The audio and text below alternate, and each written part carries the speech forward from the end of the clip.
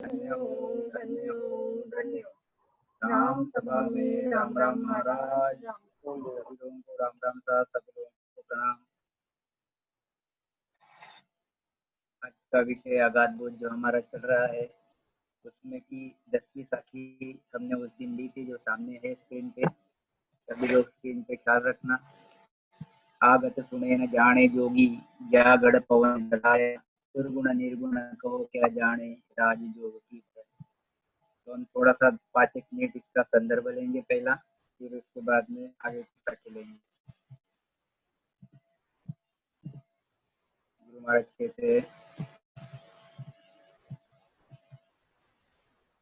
नहीं नहीं दोष किसी को भाई, वो इच्छा जमाड़िया होई, सत स्वरूप आनंद पद कहिए, आगत लखे न कोई।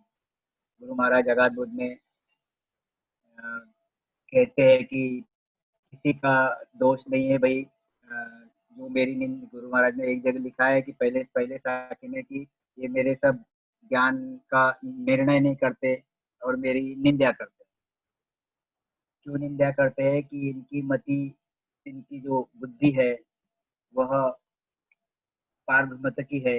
यह पारब्रह्म तक की ही भक्ति जानते हैं और पारब्रह्म तक की भक्ति करते हैं इन लोग ज्यादा में ज्यादा। और मेरी भक्ति सत्स्वरूप की है। इनको यह सत्स्वरूप का, सत्स्वरूप के बारे में पता नहीं है, उसके भेद के बारे में पता नहीं है। इसलिए जो मैं कहता हूँ वो उनको समझ में नहीं आता, इसलिए वो मेरी निंदा करते हैं। तो इनको क्यों समझ में नहीं आता? तो गुरु महाराज कहते हैं कि इनके जो ब्रह्मा विष्णु महेश के जो भेद, वेद, ये जो सब रचे हुए हैं, इसमें कुदरत कला का कहीं पे भी वर्णन किया हुआ नहीं है, क्योंकि इनको कुदरत कला पता ही नहीं है। तो इनको परमात्मा है ये तो पता है, परमात्मा को सब चाहते भी है, परमात्मा से प्रेम भी करते हैं ये ब्रह्मा विष्णु महेश 33 कोटि देवी देवता और उनके ज्ञानी ध्यानी भक्ति बताने वाले और संसार के लोग भी परमात्मा से प्रीति करते हैं, परमात्मा को सामने रख के ही भक्तियां करते हैं। मगर परमात्मा में पहुंचने का भी, जो सतरूप में आनंद पद में पहुंचने का बीज इनको पता नहीं है। और यह मेरे पास वह बीज है, मेरे पास वह कुदरत कला है। तो मैं इनको बताता हूँ कि ये मेरे पास कुदरत कला है, आपको जहाँ पे जाना है यह कुदरत कला आपको पहुंचा सकती है। तो आप मेरे पास आओ, मेरे से ज्ञान लो, मेरा ज्ञान सुनो। तो यह लोग वह चीज को मानते नहीं, उल्टी मेरी निंदा करते हैं। तो गुरु महाराज कहते हैं ऐसे ये जो ज्ञानी है, तो इन ज्ञानियों का कोई दोष नहीं है, न ब्रह्मा विष्णु महेश का दोष है, न ज्ञानियों का दोष है, न उन्होंने ज्ञान कथा और इन्होंने ज्ञानियों ने जो ज्ञान पढ़ा उस ज्ञान का भी कोई दोष नहीं है, और संसार के लोगों का भी कोई दोष नहीं है। क्योंकि यह जो मेरे पास चीज है, यह चीज बड़े मुश्किल से, आश्चर्य की बात जो है ये बड़े मुश्किल से मिलती है। क्योंकि उसका कारण यह है कि संसार के लोग ब्रह्मा विष्णु महेश की भक्ति, त्रिगुणी माया जो है और शक्ति की भक्ति, इनमें रमे हुए है। ज्यादा में ज्यादा ये परब्रह्म तक की बात करते हैं, इसके आगे जाते नहीं। और यह इनमें से निकलना नहीं चाहते, या फिर इसमें यह माया की और ब्रह्म के भक्ति में यह लोग इतने लिप्त हुए हुए, इतना यह भक्ति का उन पे पकड़ा है और युगों युगों से चलते आ रहा है। और ये युगों युगों से ब्रह्मा विष्णु महेश के देश में ज्ञानी ध्यानी रमन करते हैं, बार बार जाते रहते हैं, और हम लोग मतलब संसार के लोग भी बार बार जाते रहते हैं। तो वही प्रभाव, 3 लोग 14 भवन और 3 ब्रह्म का 13 लोग, वही प्रभाव उन पे है। इसलिए वो उसमें से निकलना भी नहीं चाहते हैं। तो गुरु महाराज कहते हैं कि इसलिए, और फिर सदगुरु ढूंढना भी बड़ी मुश्किल बात रहती। सदगुरु सहज में मिलते नहीं, क्योंकि सदगुरु गल्लो गली या फिर तुम्हारे चौराहे पे ऐसी, जैसे बाकी ज्ञान चलते हैं वैसे सदगुरु मिलते भी नहीं, और सदगुरु का ज्ञान वैसे चलता भी नहीं। वह तो बड़े मुश्किल से मिलते हैं। और फिर सदगुरु मिल भी गए तो फिर यह मन नाम की जो चीज है जो हमारे साथ हमेशा लगी रहती है, ये जो मन नाम की जो चीज है यह हमारी खास दुश्मन है। और यह मन नाम की चीज जो हमको स्मरण भजन में बाधा डालती है, जो जैसा कि हम लोगों को कंठस्थान पे निज मन लगाना पड़ता है, स्मरण भजन करते वक्त वहां पे सूरत लगानी पड़ती है। तो यह मन के पीछे सूरत भक्ति है, और यह मन कंट्रोल में आता नहीं। तो गुरु महाराज कहते हैं इसलिए यह चीज बड़े मुश्किल से मिलती है। फिर एक साखी में गुरु महाराज ने आगे के साखी में लिख दिया कि यह चीज जो है, यह यह जो चीज है, केवल बीज सतो मार्ग तेज सता घटा जागे।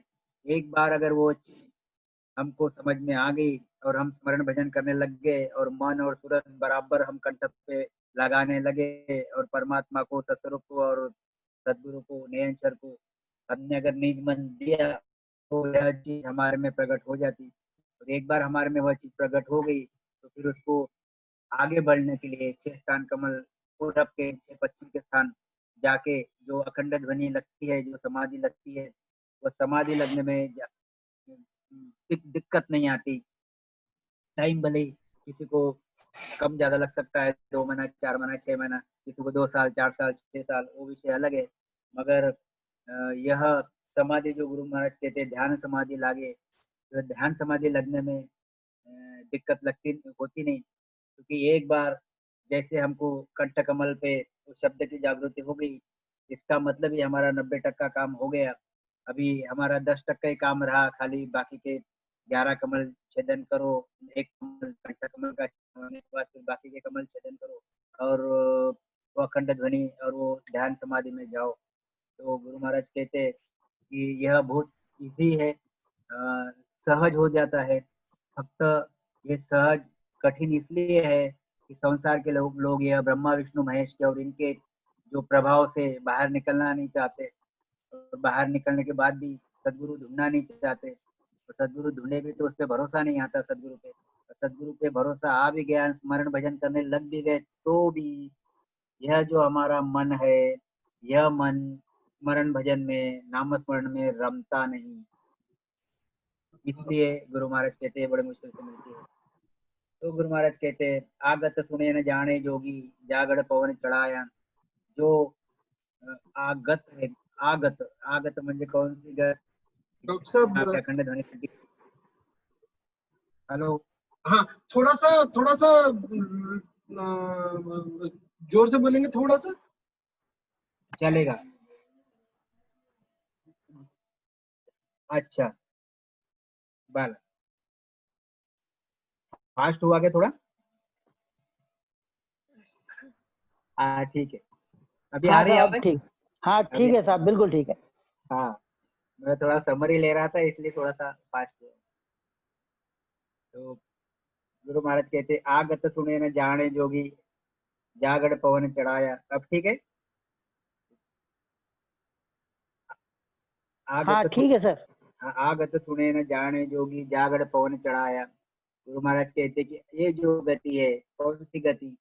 कि जो 6 कमल पूरब के छेदन करके, 6 कमल पश्चिम के छेदन करके वो अखंड ध्वनि लगना वहां पे 24 ही घंटे, ये जो गति है, यह गति आगत सुने न जाने जोगी, जागड़ पवन चढ़ाया। गुरु महाराज कहते हैं कि जिन्होंने गुदा घाट से श्वास चढ़ा के यहाँ पे भृगुटी में आ जाते साधु, कुछ कुछ योगी ऐसे रहते हैं कि जो भृगुटी में अपना श्वास चढ़ा देते, और भृगुटी में श्वास चढ़ाने के बाद वहां पे 1-1 लाख साल तक एक ही श्वास पे रहते, ऐसी अपनी उम्र बढ़ा देते और काल से छिप जाते, काल से छूट जाते, यानी काल के चंगुल में नहीं आते। और ऐसा 1-1 लाख साल तक एक एक श्वास चढ़ा देते। मगर गुरु महाराज कहते हैं कि कुछ दिन के बाद उनका मन उस भ्रुगुटी में से निकल गया, उस श्वास में से निकल गया कि वापस वो श्वास नीचे आ जाता, फिर वापस इनको काल खाता। तो ऐसे भारी जोगी, जो पराक्रमी जोगी, जो 1-1 लाख साल तक एक श्वास में, एक श्वास के आधार पे टिके रहते, गुरु महाराज कहते इतने बड़े जोगी भी मेरे कला को नहीं जानते। और आगत सुने न जाने जोगी, जागड़ पवन चढ़ाया। और गुरु महाराज कहते इतने भारी जोगी भी मेरे कला को नहीं जानते। मेरे पास जो कुदरत कला है, इस ये जो सतरूप की जो गति होती है, गति मीन्स जो अखंड ध्वनि लगती है 10वें द्वार के परे, इस चीज को ये लोग नहीं जानते हैं। तो सुरगुण निर्गुण कहो क्या जाने। गुरु महाराज कहते हैं सगुण भक्ति वाले और निर्गुण भक्ति वाले ये मेरे राजयोग की क्या बात जानेंगे। यहाँ तक हमारा हुआ, इसके आगे बहुत बढ़िया है, सुनना। मेरे ख्याल से आवाज अच्छी आ रही है अभी। हाँ साहब, ठीक आ रही है। ज्ञानी अर्थ माय सो जोवे, वो अर्था सो न्यारो, क्यों कर मिले पंडित को साहेब, सत स्वरूप विचारो। बहुत बढ़िया चीज है यह। कुछ कुछ साखियां ऐसी है जिसमें से हमको गुरु महाराज क्या बोलना चाहते हैं। गुरु महाराज यहाँ पे क्लियर क्लियर इंडिकेशन देना चाहते हैं कि नयन अक्षर की प्राप्ति कैसे होती है। इसलिए यह संसार के लोगों के भ्रम निकालने के लिए तो है ही, और हमारे भी भ्रम निकालने के लिए यह चीज बनती है। तो ज्ञानी अर्थ माय सो जो वे, वो अर्थ सो न्यारो। गुरु महाराज कहते हैं कि ज्ञानी ध्यानी जो 6 वेदांती है, यह जो जो बाणियां पढ़ते हैं, जैसे वेद की भक्ति करने वाले, ब्रह्मा जी की भक्ति करने वाले वेद पढ़ते हैं, तो वेद में जो वेदांती है वो वेद में ढूंढते कि पढ़ पढ़ के कि परमात्मा के देश में कैसा जाया जाए। जैसे शंकर जी की भक्ति करने वाले हठयोग साधना की क्रिया कर करके उसमें कोशिश करते कि परमात्मा के देश में कैसा जाया जाए, या फिर हमको परम मोक्ष मिल जाए, या फिर हमारे सभी कर्म कट जाए, या फिर हमको आगे सुख ही सुख मिल जाए। तो यह कुदरत कला ढूंढने की कोशिश उसमें करते हैं। वह बीज, वह कला ढूंढने की कोशिश उसमें करते हैं कि जिस कला की वजह से हम यह दुखों से पार होके उस परमात्मा के देश में चले जाए। तो गुरु महाराज कहते हैं ऐसे ही 6 दर्शनी। तो ज्ञानी अर्थ माय सो जोवे, वो अर्था सो न्यारो। गुरु महाराज कहते हैं यह कुदरत कला अर्थ में आती नहीं, बहुत ही बेसिक चीज। यह जो बाणियां पढ़ते, इस बाणियों में कुदरत कला नहीं है, मगर ये उसी में ढूंढना चाहते हैं। ढूंढते ढूंढते इनके शरीर छूट जाते। फिर जो जो यह करनिया की हुई है, जो जो इन्होंने क्रिया की हुई है, इस क्रिया से, इस करनियों से उनको आगे के फल मिलते। कोई वेदांती ब्रह्मा भगवान के देश में जाता, कोई शंकर भगवान के देश में जाता कैलाश में, कोई विष्णु भगवान के देश में जाता, मगर वो परम पद इनको नहीं मिलता। तो वो अर्थात न्यारो, क्योंकि क्यों नहीं मिलता, क्योंकि यह सत्स्वरूप जो कला है, यह कला वाणियों में है ही नहीं। यह कला है देन श्री सदगुरु आदि सदगुरु सुखराम जी महाराज के पास। उनके गुरु गुरु महाराज, आपको हमको दिमाग में रखना पड़ेगा कि अगाध बोध गुरु महाराज स्वयं सामने बैठे हुए हैं, सामने बैठ के लोगों को बता रहे हैं, संसार के लोगों को उपदेश दे रहे हैं कि आप मेरे शरण में आओगे तो ही आपको ये चीज मिलेगी। अगर आप बाणियां पढ़ोगे, बाणियां पढ़ोगे, बाणियां पढ़ोगे, तो बाणियों में ये चीज है ही नहीं। तो आप लाख वाणिज्य पढ़ लो, आप लाख उसमें की कलाएं धारण कर लो, ये चीज आपको वहां मिलेगी नहीं। यह चीज सिर्फ और सिर्फ और सिर्फ और सिर्फ तनधारी आदमी के पास ही मिलती है, मतलब आदि सदगुरु सुखराम जी महाराज के पास ही मिलती है, वो वाणिज्य में मिलती नहीं। तो वो अर्थात न्यारो। क्यों कर मिले पंडित को साहेब, गुरु महाराज इसलिए कहते हैं कि पंडित को साहेब कैसे मिलेंगे, वो परमात्मा पंडित को साहेब कैसा मिलेगा। तो सत्स्वरूप बिचारा, यह पंडितों को यह सत्स्वरूप मिलेगा नहीं। क्या कहते हैं आगे देखो। इसलिए गुरु महाराज ने पद लिखा कि भजना रे प्राणिया, क्या अर्थ विचारे, भजना रे प्राणिया, क्या अर्थ विचारे, पढ़िया गुणिया माने नहीं, जम जवरु मारे। देखो यहाँ पे लिखा है गुरु महाराज ने सभी संसार के लोगों को, ज्ञानियों को, ध्यानियों को गुरु महाराज बता रहे चीज कि भजनारे प्राणिया क्या अर्थ विचारे। तू भजन कर ले, तू स्मरण कर ले और उस नए अक्षर की प्राप्ति कर। नाम स्मरण कर, राम स्मरण कर, निज मन से राम स्मरण कर, सदगुरु के शरण में आ और नए अक्षर की प्राप्ति कर। भजनारे प्राणिया क्या अर्थ विचारे। बढ़िया गुणिया माने नहीं। जो तू वेदों की भक्ति करता, तू वेदों की भक्ति करता, यह सब जो वेद भक्तियां कर रहा, ये तू इसमें कितना भी पढ़ ले, कितना भी इसमें गुण ले, वह जम छोड़ेगा नहीं। क्योंकि इसमें बेस अब हमको ख्याल रखना है कि ऐसा क्यों गुरु महाराज ने बताया हुआ है। ये आगे भी लिख दिया, तीन ताप का कर्म है जीवन के लारा, बस यही बेस है। 14 तीनों लोग में कर्मा बसता।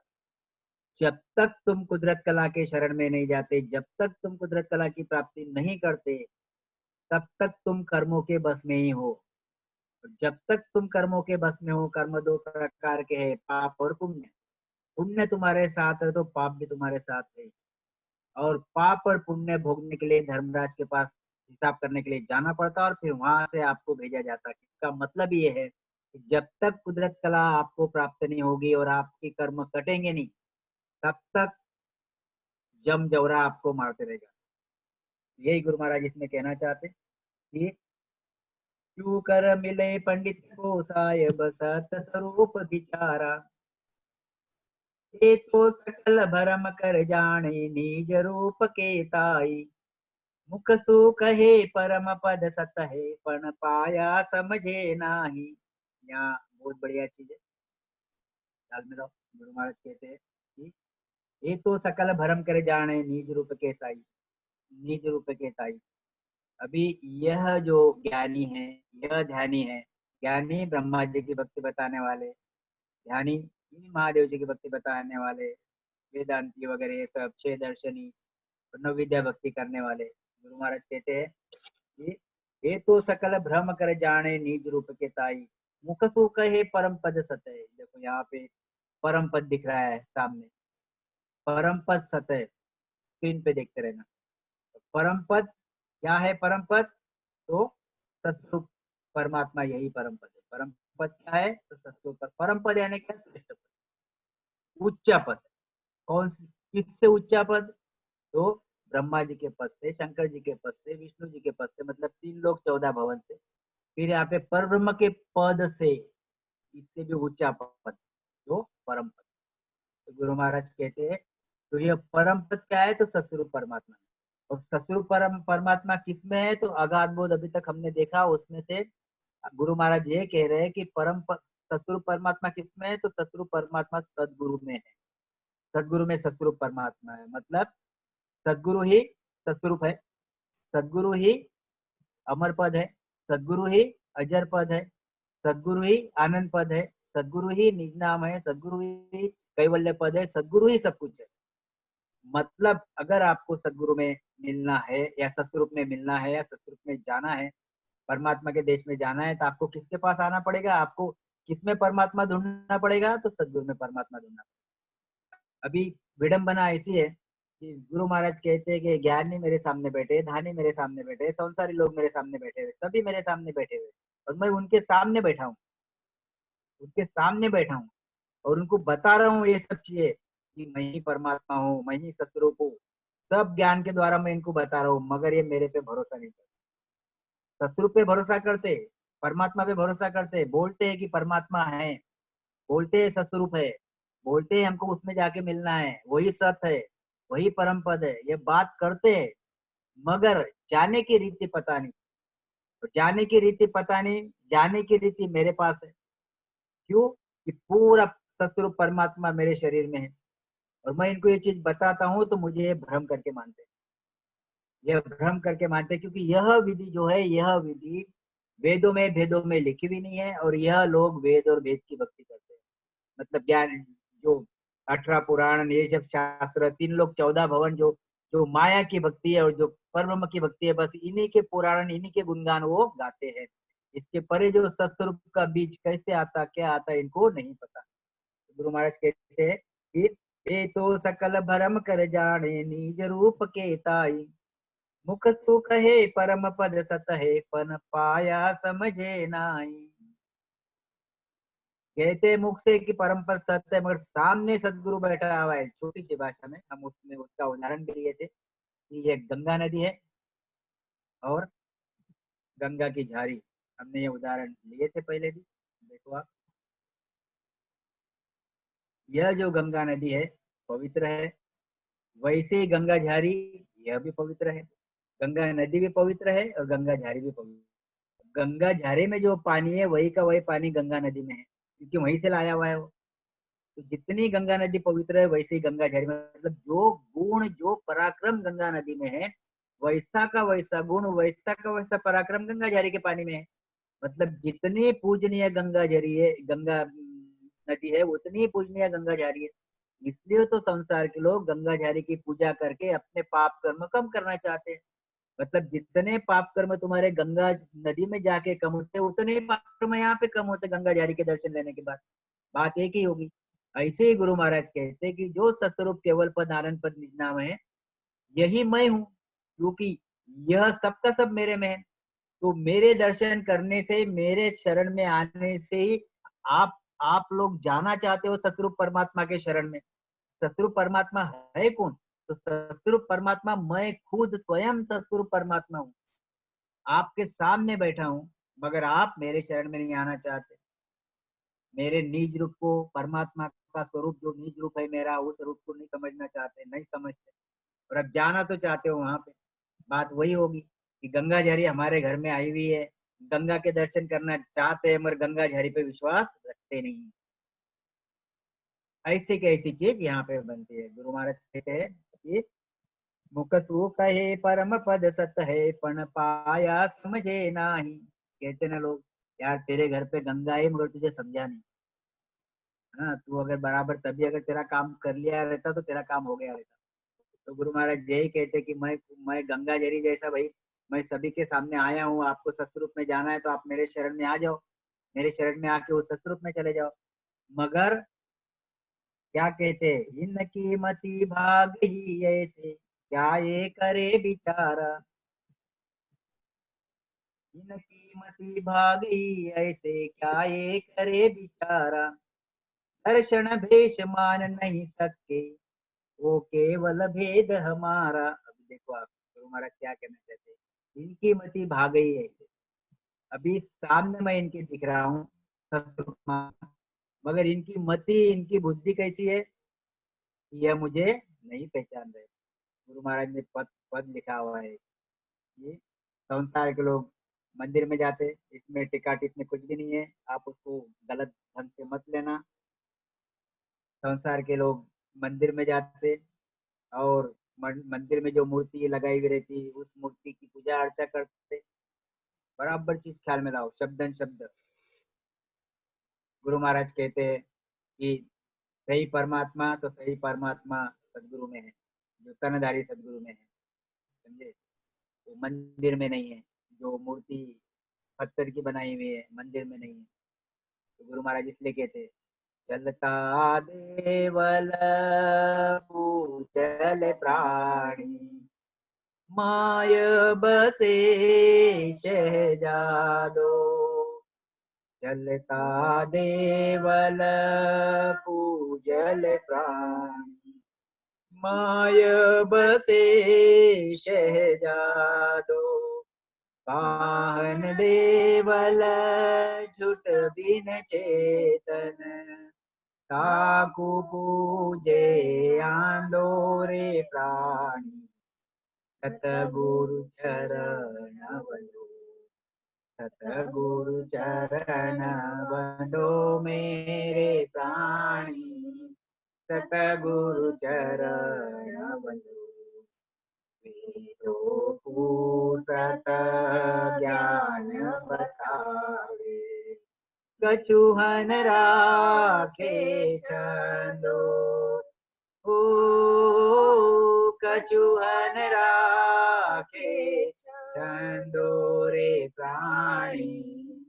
सतगुरु चरण बंदो। क्या कहते, चलता देवल पूजले प्राणी, माए बसे शहजादो। चलता देवल, तो चलता देवल कौन सा है? तो ये चलता देवल है, यहाँ सामने दिख रहा है चलता देवल है। इसमें सतगुरु परमात्मा बसता है। माए बसे शहजादो। तो पाहन देवल झूठ बिन चेतन, जो पत्थर के देवल है, झूठ बिन चेतन, उसमें कोई चेतन नहीं है। झूठ बिन चेतन ताकू पूजे अंधो। गुरु महाराज कहते उसको अंधा पूछते। अब ऐसा क्यों? अभी देखो, इतनी भारी चीज गुरु महाराज ने बता दी। और कबीर जी भी कहते हैं कि पहाड़ तोड़कर पत्थर मंगाया, उसकी मूर्त बनाई, वो मूर्त कुछ बोले न चाले, उस पे शीश नवाई, अंधेरे दुनिया भजन बिना कैसे तरे। दो बातें हैं, देखो आप। चलता देवल पूजले प्राणी, पान देवल। पान देवल यानी पत्थर का देवल, चलता देवल यानी सदगुरु, जिसमें परमात्मा बसता है। 24 घंटे अखड़ ध्वनि लगती है, परमात्मा बसता है। तो गुरु महाराज संसार के लोगों को, ज्ञानी ध्यानियों को बोलते हैं कि चलते देवल को पूजो, यानी सदगुरु को पूजो, जिसमें परमात्मा बसता है। वह अगर आप सदगुरु को पूजोगे, सदगुरु के शरण में जाओ। पूजना यानी क्या? शरण में जाना। पूजना यानी क्या? वो कुकू चावल लगाना और वो हार वगैरह डालना, ये पूजना नहीं है। उनके शरण में जाना। शरण में जाना यानी क्या? वो जिस प्रकार से हमको ज्ञान देते, राम स्मरण करने लगाते, उस प्रकार से राम स्मरण करके यह जो गुरु ज्ञान है, उस गुरु ज्ञान पे बराबर तंतोतंत चलना, इसको चलना बोलते हैं। तो चलता देवल पूजले प्राणी। तो ऐसे सदगुरु संत को हम शरण में जाएंगे और नाम स्मरण करेंगे तो हमारे कर्म कटेंगे। और अगर हमारे कर्म कटे तो हम निकर्मी होकर उस सतगुरु परमात्मा में जाएंगे। पावन देवल, पाहन देवल यानी पहाड़ का देवल पूजने से क्या होता है? देखो, कबीर जी ने भी लिख दिया ये चीज कि ताको पूजे आंदो। तो कबीर जी ने भी ये लिख दी चीज। तो कबीर जी को पता नहीं था क्या, या गुरु महाराज को पता नहीं था क्या, मंदिर में जाने के बाद भी फल मिलता है करके? गुरु महाराज ने अपने वाणी में लिखा हुआ है कि मंदिर में जाने के बाद भी फल मिलता है। कबीर जी ने भी लिखा है कि मंदिर में जाने के बाद भी फल मिलता है, क्योंकि वो मूर्ति पूजा का बेस ही वही है। फल तो मिलता ही है। तो वहाँ वो फल कौन सा मिलता? तो वो पुण्य कर्म मिलता, भावना। हमने वहां पे भावना रखी, बहुत भावना से हम गए तो हमको पुण्य कर्म मिला। तो पुण्य कर्म हमको आगे भोगना पड़ता। भला इस स्वर्ग में जाके भोगो, वैकुंठ में जाके भोगो, और शंकर के देश में, शंकर भगवान के देश में जाके भोगो, या फिर वापस 84 में आके भोगो, वो फल हमको भोगना पड़ता। भोगना पड़ता है, यानी उससे कर्म नहीं कटे, पुण्य कर्म बढ़ा। इसलिए गुरु महाराज कहते हैं, कबीर जी कहते हैं कि पहाड़ तोड़कर पत्थर मंगाया, उसकी मूर्त बनाई, वो मूर्त कुछ बोले ना चाले, उस पे शीश नवाई, अंधेरे दुनिया भजन बिना कैसे तरी हो। कैसे तरेगी? अगर आपको तरना है, ख्याल मिलाओ चीज, अगर आपको तरना है तो आपको कर्म काट के जाना पड़ेगा, कर्म काटना पड़ेगा तो तरे जाएगा। यहाँ पे आपको पुण्य कर्म बढ़ रहे, आपका तरना नहीं हो रहा। इसलिए गुरु महाराज कहते हैं, कबीर जी कहते हैं अंधेरी दुनिया। गुरु महाराज यहाँ कहते हैं ताकू पूजता आंदोरे। इसमें ख्याल रखो, ऐसा उसका भ्रम मत बनाओ कि क्या मंदिर झूठे है। नहीं, मंदिर झूठे नहीं है, मंदिर सही है। क्या उसमें बने हुई मूर्तियां झूठी है? नहीं झूठी, वो भी सही है। मूर्ति पूजा में यही किया जाता।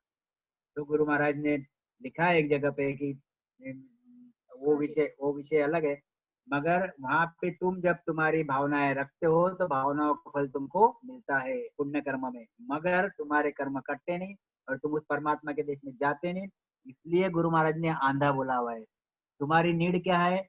हमारी नीड है उस परमात्मा के देश में जाके सुखों के देश में जाना और काल के चक्कर से बाहर निकलना, इस होनकार से बाहर निकलना। यह हमारी जरूरत है, हमारी नीड है। हर आत्मा की जरूरत ये है, हर आत्मा यही चाहता है कि मैं हमेशा आनंद आनंद रहूं और सुखी सुखी रहूं। और यह जो विधियां करते हैं संसार के लोग, उस विधि से उनको फल के स्वरूप कुछ पुण्य कर्म मिल जाते हैं और फिर वापस 84 में चक्कर में आना पड़ता है। इसलिए इन्होंने आंधा बोला हुआ है कि चाहता क्या है, जाना किधर हो, जा कौन से रास्ते पे रहा है, अंधे के जैसा। यह चीज इसमें से निकलती है। क्या कहते गुरु महाराज? देखो, इनकी मति भाग ही ये, सो क्या ये करे बिचारा। ऐसी इनकी मति है और ऐसे इनके ओछे भाग है, कम भागी है, अभागी है। क्या ये करे बेचारा, ये बेचारे क्या करेंगे, इनकी बुद्धि ही ऐसी है, इतनी ही बुद्धि है। कहते हैं ना हम लोग बहुत बार कि भाई अरे छोड़ यार उसको, बेचारा है, उसकी बुद्धि कम है, बेचारा है, गरीब है। बेचारा बेचारा यानी क्या? तू उतना सोचता नहीं, उतनी उसमें ताकत नहीं, उसमें सामर्थ्य नहीं उसकी उतनी। इसलिए बेचारा गुरु महाराज ने लिखा है, क्या ये करे बेचारा, मेरी कला किधर है, मेरा मेरा पराक्रम किधर है, मेरी कला कौन सी है। और यह कौन सी छोटी छोटी कला है, लेकिन देखना सभी आगे की साखियों में एक से एक यह गुरु महाराज बताना चाहते हैं कि मेरी कला कैसी भारी है और इन लोगों की कलाएं छोटी छोटी कैसी है, फिर भी संसार के लोग इसी में पड़े हुए हैं। इसलिए गुरु महाराज को दुख होता है और इसलिए गुरु महाराज ऐसे शब्द वापरते हैं कि इनकी मति भाग गई ऐसे, इनकी मति ऐसी, इनके भाग्य ही ऐसे, भाग्य ही नहीं है। सामने मैं बैठा हूँ मगर मेरे शरण में नहीं आते और अपना खुद का सुधार नहीं करते, उल्टा मेरी निंदा करते हैं। और मेरी निंदा करने से होगा क्या? जो मेरी सराहना कर तारीफ करेगा उसको वैसा फल मिलेगा, और जो मेरी निंदा करेगा उसको नीच फल मिलेगा, गुरु महाराज ने लिखा हुआ है। तो कहने का मतलब कि दर्शन भेष मान नहीं सके वो केवल भेद हमारा। गुरु महाराज कहते 6 दर्शनी है और ये वेशधारी है और ये ब्रह्म ज्ञानी है और ये बाकी वेदांतीन सभी यह मेरा जो केवल का भेद है ये मानते नहीं, मान नहीं सकते, ये मानते ही नहीं, मानेंगे ही नहीं। और जैसा हमने भी अनुभव में देखी है ये चीजें, कितना भी लोगों को समझाते, अलग अलग पंथ के हमारे पास भी पेशेंट आते तो सत्संग की बातें होते रहती, सत्संग की बातें होती, तब हम उनको समझाते कि इतनी बढ़िया सत्संग है, इतना बढ़िया विषय, ऐसा ऐसा करो तो ऐसे कर्म कटते। बोले डॉक्टर साहब कर्म तो काटने हैं, इसमें कोई दो बातें नहीं। देखो यहाँ पे गुरु महाराज ने लिखा है, कबीर जी ने लिखा है, इतने भारी भारी संत हो गए क्यों झूठ बोलेंगे वो? उन्होंने बोला है कर्म काटने की प्रक्रिया है और उन्होंने ये भी बोला है कि जीवत ही करो आशा, मरिया मुगत गुरु के वे स्वार्थी झूठा दे विश्वास। जीवत ही करो आशा, एक ही जन्म में आप परम पद में पहुंच सकते हो, सत्स्वरूप में पहुंच सकते हो, वैसा आप अगर निगमन दो तो। मगर ये लोग हाँ हाँ करते हैं, मेरे पास भी आके बैठते ये लोग, हाँ करते बहुत बढ़िया डॉक्टर साहब आपका बहुत बढ़िया है, मगर बदलते नहीं, खुद के मार्ग पे ही चलते हैं। यही गुरु महाराज यहाँ बताना चाहते हैं। गुरु महाराज को भी ऐसी उदाहरण मिले होंगे, ऐसे गुरु महाराज को लोग मिले होंगे कि गुरु महाराज ने उनको बहुत समझाया, उन्होंने हाँ बोला, माना भी, मगर बदले नहीं। क्योंकि इनके जो सिर के ऊपर, इनके जो बुद्धि के ऊपर यह त्रिगुणी माया का और परब्रह्म का इतना ज्यादा प्रभाव है, इतना ज्यादा प्रभाव है, तो उसमें से वो निकलना ही नहीं चाहते। इसलिए गुरु महाराज कहते हैं कि वो इचरज माणया होई। इचरज यह आश्चर्य की बात बड़े मुश्किल से मिलती है भाई, ये लोग निकलते नहीं इसमें से। दर्शन भेष मान नहीं सकते वो केवल भेद हमारा, भाई यह जो मेरा केवल भेद यह मानते नहीं। क्यों नहीं मानते? तो ये तो सकल फास में भंगिया, ज्ञानी पिंडत सारा, अरे एक ब्रह्म जहाँ तत्त पिछाण्यो, ता कोई वार न पारा। गुरु महाराज कहते ये तो सकल फास में बंधिया कौन? वेदांती, ब्रह्म ज्ञानी, वेद की भक्ति बताने वाले, नव विद्या भक्ति बताने वाले, वेशधारी, छह पंड, छह दर्शनी, ये तो सकल फास में बंधिया। कौन से फास में? कर्मों के फास में, त्रिगुणी माया के फास में, काल के फास में, घोन काल के फास में, ये तो सकल है, सब के सब फास में बंधे हुए हैं। ज्ञानी पिंड सारा, ये सब कर्मों में जकड़े हुए हैं, ये कर्म से बाहर ही नहीं आना चाहते। इनके पास कर्म काटने की विधि ही नहीं है। कर्म काटने की, कर्म फक्त पाप कर्म नहीं काटना है, जहां वहां लिखा हुआ है ग्रंथों में कि पाप कर्म काटो, पाप कर्म काटो, पुण्य का हिसाब कौन देगा? वो सोचने जैसी बात है।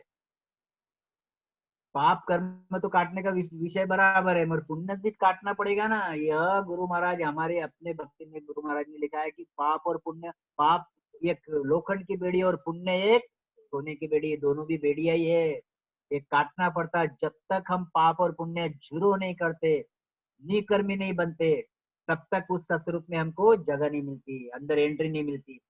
तो यह लोग परम तक के लोग यही बात करते हैं कि पाप खत्म हो जाते, पाप खत्म हो जाते, पुण्य का विचार, पुण्य का हिसाब ही नहीं लगाते, और वही पुण्य की वजह से ये सब वापस भोगते। ये 3 लोग 14 भवन में, कभी ब्रह्मा जी के देश, कभी शंकर जी के देश, कभी परब्रह्म के देश, ऐसे आते, ऐसे घूमते रहते। तो गुरु महाराज कहते हैं कि ये तो सकल फास में बंदिया, ज्ञानी पिंड सारा। एक ही भक्ति अपनी ऐसी है कि जिस भक्ति से पाप कर्म भी जीरो होते हैं, पुण्य कर्म भी जीरो होते हैं। फक्त इतना ही नहीं होता, यह 6 कमल पूरब के, 6 कमल पश्चिम के छेदन करके वो सिद्ध शिला को फोड़ते, और सिद्ध शिला को फोड़ के सिद्ध शिला के परे जाते थे। जो सबसे डिफिकल्ट काम, यह पार्वम को छेदन करके सत्स्वरूप में जाना, सबसे डिफिकल्ट काम यह है।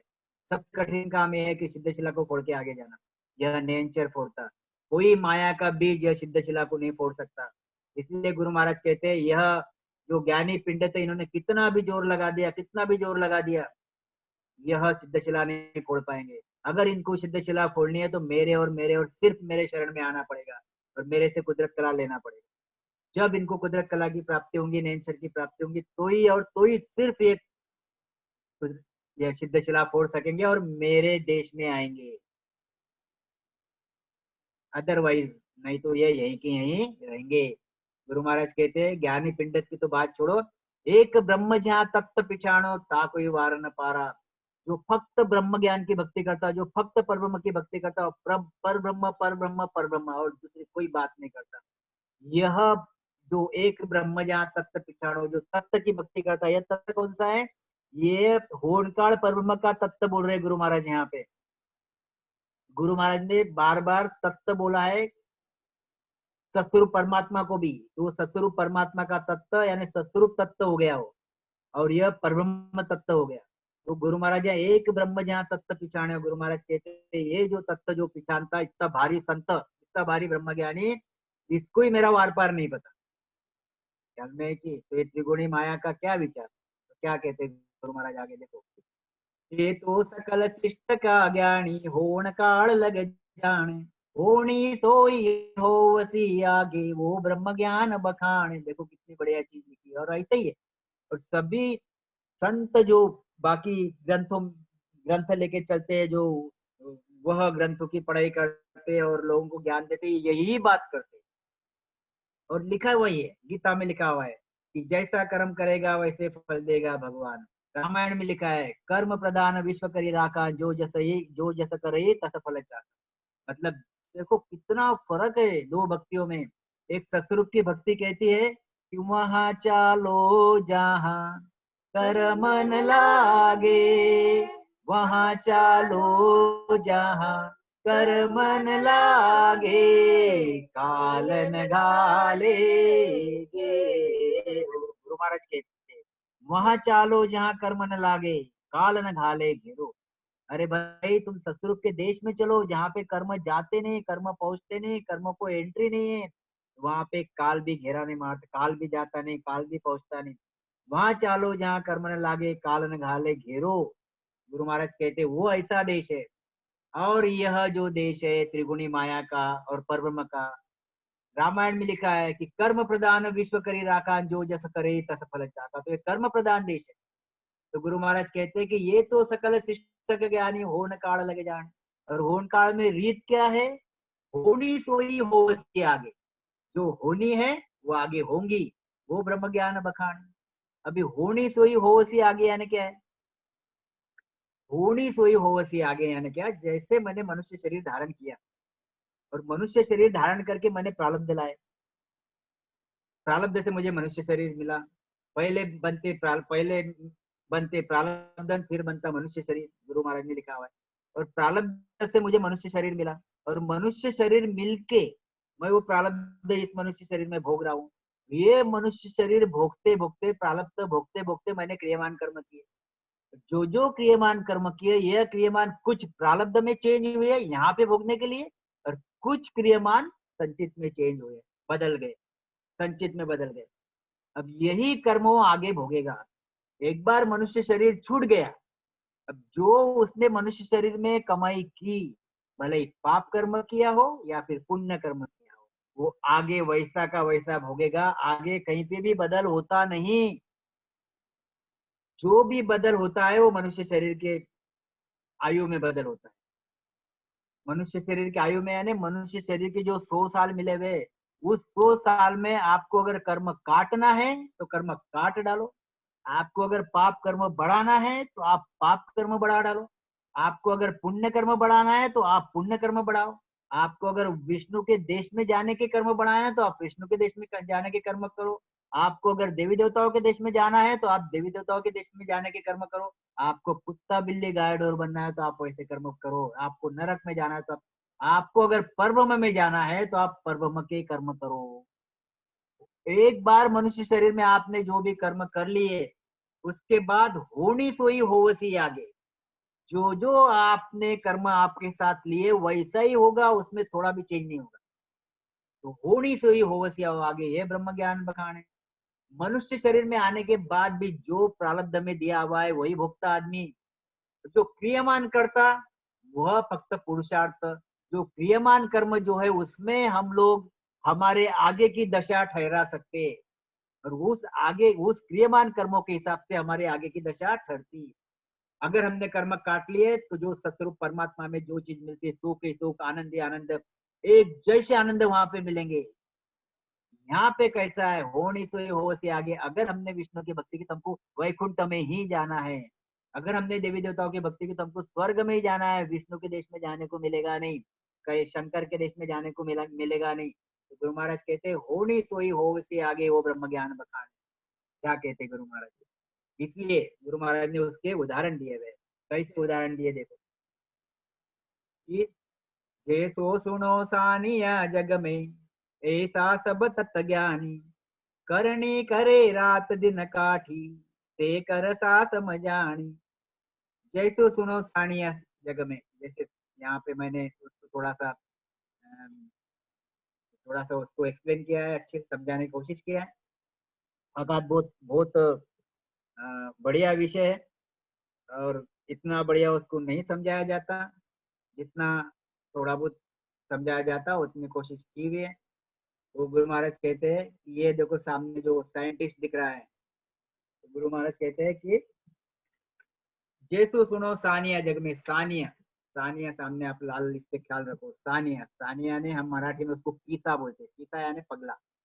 पगला यानी क्या? पागल नहीं। पगला यानी बस अपनी एक धुन में लगा हुआ रहता।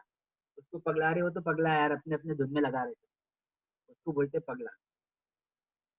सानिया, जैसे यह साइंटिस्ट, यह कुछ तो भी एक सिद्धांत ज्ञान प्राप्त कर रहा है। सिद्धांत ज्ञान प्राप्त करते वक्त वह सब सब भूल जाता। घर भूल जाता, अपनी औरत बच्चे भूल जाता, अपने खाना पीना भूल जाता, नींद भूल जाता। इतना उसमें सिद्धांत ज्ञान में लगता, इतना सिद्धांत ज्ञान में लगता कि बस वही उसका रच मच, एक ही टारगेट। गुरु महाराज कहते ऐसे ब्रह्म ज्ञानी है, ऐसे तत्व ज्ञानी है। ये ब्रह्म ज्ञानी जो ब्रह्म की भक्ति करते, जो ब्रह्म की भक्ति करते, जो सब 3 लोक 14 भवन, जो अपने जो त्रिगुणी माया की भक्ति छोड़ते, और ये जैसे ब्रह्म की भक्ति करते, खाना पीना भूल जाते, संसार भूल जाते, सब भूल जाते, और सिर्फ ब्रह्म की भक्ति करते। गुरु महाराज कहते इनको मिलता क्या? इतना सब करने के बाद क्या मिलता, आगे देखना। सानिया ने पीछे वो ब्रह्म ज्ञानी तत्व ज्ञानी जैसे। गुरु महाराज कहते हैं कि जैसो सुनो सानिया जग में, ऐसा सब तत्व ज्ञानी। इस सानिया के जैसे तत्व ज्ञानी करने करे रात दिन काठी। करनी, ये करनियों का ज्ञान। से करसा समझानी, ये करसा के जैसे। करसा यानी किसान, खेती करने वाला। ये करसा यानी किसान, किसान खेती करने वाला। अब किसान सवेरे 9 बजे अपना खाना खा के जाता है खेत में, और खेत में जाके फिर शाम को 5 बजे आता है, पूरा धूप में मेहनत करता है, दिन भर मेहनत करता है। इतना सब कुछ करने के बाद उसको मिलता क्या है? इतना सब कुछ करने के बाद उसको क्या मिलता है? तो 10-12 पोते गहू जवारी, 20-50 पोते गहू जवारी, इतना ही मिलता है। कोई राज्य नहीं मिलता, कोई बड़ा राज्य मिल गया, या कि लाखों में पैसे आ गए, या बहुत हीरे जवाहरत जवाहरत मिल गए, ऐसा कुछ मिलता नहीं। क्या मिलता? 10-20-50-100 पोते मिलते। तो गुरु महाराज अनाज मिलता। तो एक कर्सा किसान, तो इतनी मेहनत करने के बाद इनको फल कितना सा मिला? थोड़ा सा मिला। ऐसी एक करनियों के ज्ञान करने वाले, करनियों के ज्ञान यानी वेदांती, जो वेदों की करनियां करते, जो पुराणों में लिखी हुई करनियां, जो शास्त्रों में लिखी हुई करनियां, यह करनियां करते। उसका उदाहरण मैं आपको बताऊं। जैसे तप, अगर कोई तप करता है तो इस तप पे करनी है, और उसका फल क्या है? राजा बनता। अगर बढ़िया तप किया तो राजा बनेगा, और और बढ़िया तप किया तो वो देवी देवताओं के देश में जाएगा, और बढ़िया तप किया, 101 यज्ञ किए तो वह इंद्र बनेगा। ऐसे इनके तप के अलग अलग फल है। मगर तप करने से उस परमात्मा के देश में नहीं जाता, सतरूप के देश में नहीं जाता। छोटे मोटे फल मिल गए। कौन से छोटे मोटे फल? राजा बन गया, ज्यादा में ज्यादा देवी देवताओं के देश में चले गया, और वहां से वापस नरक में आना पड़ता, वापस 84 लाख योनि में आना पड़ता। मतलब कुछ दिन के लिए सुख मिल गया, एक पदवी मिल गई, मगर सत्स्वरूप का राज्य नहीं मिला, सत्स्वरूप में जाना नहीं हुआ। गुरु महाराज ये कहना चाहते हैं कि एक कर्णियों के ज्ञान खेती करने वाले, जैसे छोटा मोटा फायदा खेती करने वालों को होता, वैसे ही कर्णियों के ज्ञान वालों को छोटा मोटा बख्शिश मिलता, इससे ज्यादा मिलता नहीं। वो राजा का पद, सत्स्वरूप का पद नहीं मिलता।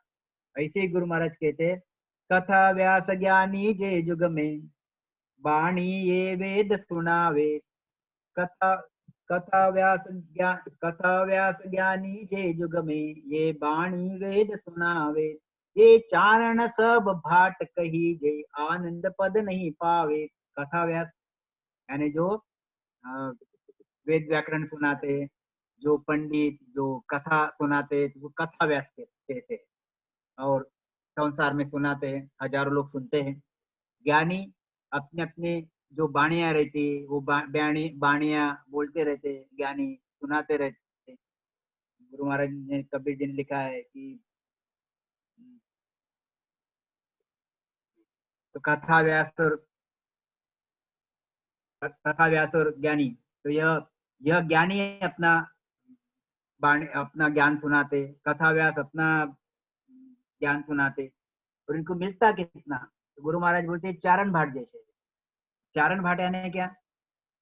चारण भाट यानी जैसे शादियों में यह भाट समाज के लोग आते हैं, और वो पूरा अपना बही खाता लेके आते हैं, और बही खाता लेके आके उन लोग जैसे शादी के पहले दिन आएंगे या शादी के दिन सवेरे आएंगे, और सभी के सामने बैठते हैं, और उन लोग पूरा बही खाता निकाल के, हमारे जैसे लड़के की शादी है तो उसके दादाजी कौन थे, उसके परदादाजी कौन थे, उसके परदादाजी कौन थे, पूरी हिस्ट्री निकालते, सभी के नाम बताते, और ये ऐसे थे, ये ऐसे थे, ये बहुत होशियार थे, इनके पास बहुत प्रॉपर्टी थी, इनके पास ऐसा था, ये सब जो लेखा जोखा वो हमको बता के हमको खुश करते, और खुश करके फिर धीरे धीरे फिर सब लेखा जोखा करके हमारे भी नाम लिख डालते, और हमारे नाम भी वो ग्रंथ में आ जाते।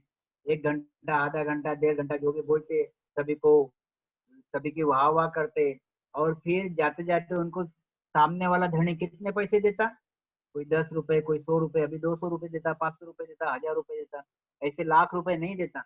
गुरु महाराज कहते हैं फिर उसको राज्य नहीं मिलता। तो ये कथा व्यास और ज्ञानी है कैसे? चारण भाट के जैसे।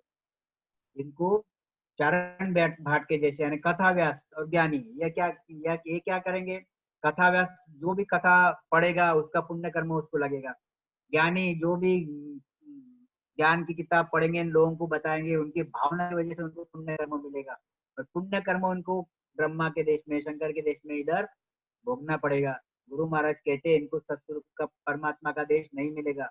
जैसे कथा व्यास कथने वाले को राजा का पद नहीं मिलता, राजा उसको राज्य नहीं देता, ऐसे ही गुरु महाराज कहते हैं यह कथा व्यास पढ़ने वाले को सतस्वरूप का पद नहीं मिलता। जैसे चारण भाट को राज्य नहीं मिलता, ऐसे ही कथा व्यास को सतस्वरूप का पद नहीं मिलता। यह गुरु महाराज इसमें कहना चाहते हैं। मतलब छोटी सी भाषा में आप समझो क्या कहना चाहते हैं। कर सो सुनो सानियो चारण, कर सो खेती करने वाला, कर सो सुनो सानियो, यह ब्रह्म ज्ञानी, खेती करने वाला यानी करनिया करने वाला। कर सो सुनो सानियो चारण, चारण चारण भाट नीचे कथा व्यास। उद्यम करे सब लोही, ये सब उद्यम कर रहे हैं, उद्यम यानी धंधा कर रहे हैं, सब धंधा कर रहे हैं, पेट के लिए धंधा कर रहे हैं। भाग्य पुरुष इन सबसे न्यारो, गुरु महाराज कहते भाग्य पुरुष इन सबसे न्यारा है, अलग है, इन सबसे भाग्य पुरुष न्यारा है। राज करे कहूँ तो ही, ये भाग्य पुरुष राज करता है। भाग्य पुरुष कैसा रहता है देखो आप, अब ये राजा है, जैसे राजा तीनों भी, ये राजा की जनता है, ये तानिया, ये किसान करसा, और कथा वैसे जनता है, और ये राजा है। तो राजा राज करता, और ये जनता काम करती, और जनता काम करती तो राजा उन पे खुश होता, तो राजा उन पे खुश हुआ तो फिर उनको वो बख्शिश देता। अब जैसे सानिया है तो उसको कुछ ना कुछ बख्शिश देगा, किसान है तो कुछ ना कुछ बख्शिश देगा। राजा घर में राज कर रहा है बढ़िया, ये किसान के यहाँ अगर कोई चीज बढ़िया लगी, बढ़िया कहने का मतलब कि अगर किसान के यहाँ अगर बढ़िया गाजर आए, बढ़िया मूली मूली आई, बढ़िया आम आए, बढ़िया संतरे आए, तो बहुत आदर से राजा के पास ले जाते थे और प्रणाम करके राजा को बख्शिश देता कि मेरे खेत में इतनी बढ़िया चीज है, आप लो। राजा मेहनत करने नहीं जाता मगर किसान खुद ला के देता। ऐसे राजा राजयोगी भाग्यशाली रहते। वो मेहनत करने नहीं जाते, उनके घर में सुख आते। ख्याल में लाओ। तो ऐसे गुरु महाराज कहते हैं कि भाग्य पुरुष इन्हें सबसे न्यारो। ये भाग्य पुरुष इन लोगों से मतलब कड़सा, सानिया, कथा व्यास इनसे न्यारा है भाई, इनसे अलग है। राज करे कहूँ तो ही वो राज्य करता है। यहाँ पे हमको ये समझना है, अब जो गुरु महाराज ने लिखा हुआ है कि राजा का पुत्र ही राजा बनेगा, राजा का पुत्र ही राजा बनेगा। गुरु महाराज ने एक पद में लिखा है, सो उमराव कहावे। कौन सा पद है वो? राज संतो चौथे पद नहीं जावे, चौथे पद नहीं जावे। राम उणी का राजा महाराजा, राम उणी का राजा महाराजा, वो उमराव कहावे हो संतो चौथे पद नहीं जावे। तुम्हारा क्या कहना चाहते? हे संतो, चौथे पद यानी सतस्वरूप के पद में जो सतस्वरूप का लड़का है वही जाएगा, जो राजपुत्र है वही जाएगा। जो बाकी के जो लोग हैं, जो राजा को राजा मानते हैं, पिता नहीं मानते, राम उणी का राजा महाराजा, ते उमराव कहावे, और वो खुद उमराव बन के रहते हैं, वो कभी चौथे पद को नहीं जाते। ये चीज ख्याल में रखो। यह जो राजा है, जो यह जो बाकी के लोग हैं वो राजा को राजा मानते हैं और खुद उमराव बन के रहते हैं, ये कभी भी राजा नहीं बन सकते। राजा बनेगा कौन? कि जो राजा का राजपुत्र है और राजा को अपना पिता मानता, वही राजा बनता। छोटी सी भाषा में गुरु महाराज कहना चाहते हैं कि जो सतरूप की भक्ति करके सतरूप की जो कला है, जो कुदरत कला है, जो नेचर की कला है, जो खुद के घट में उतारेगा, खुद के घट में धारण करेगा, सदगुरु के चरण में जाके, वही आगे चल के सदगुरु भी बनेगा, वही आगे चल के सतरूप में जाएगा। इधर जो है मानते तो सतरूप को परमात्मा, मानते तो सतरूप को साहेब, मगर साहेब के पुत्र नहीं बने, मतलब नयनचर की प्राप्ति नहीं की। तो किया क्या? बाकी की भक्तियां की, साहेब को साहेब माना उमराव बन के, पुत्र बन के नहीं माना, पुत्र जैसे नहीं रहे।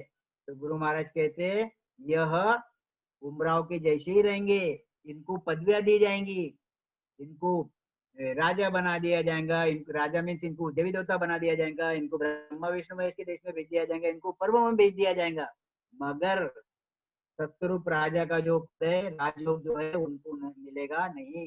ये गुरु महाराज इसमें कहना चाहते हैं।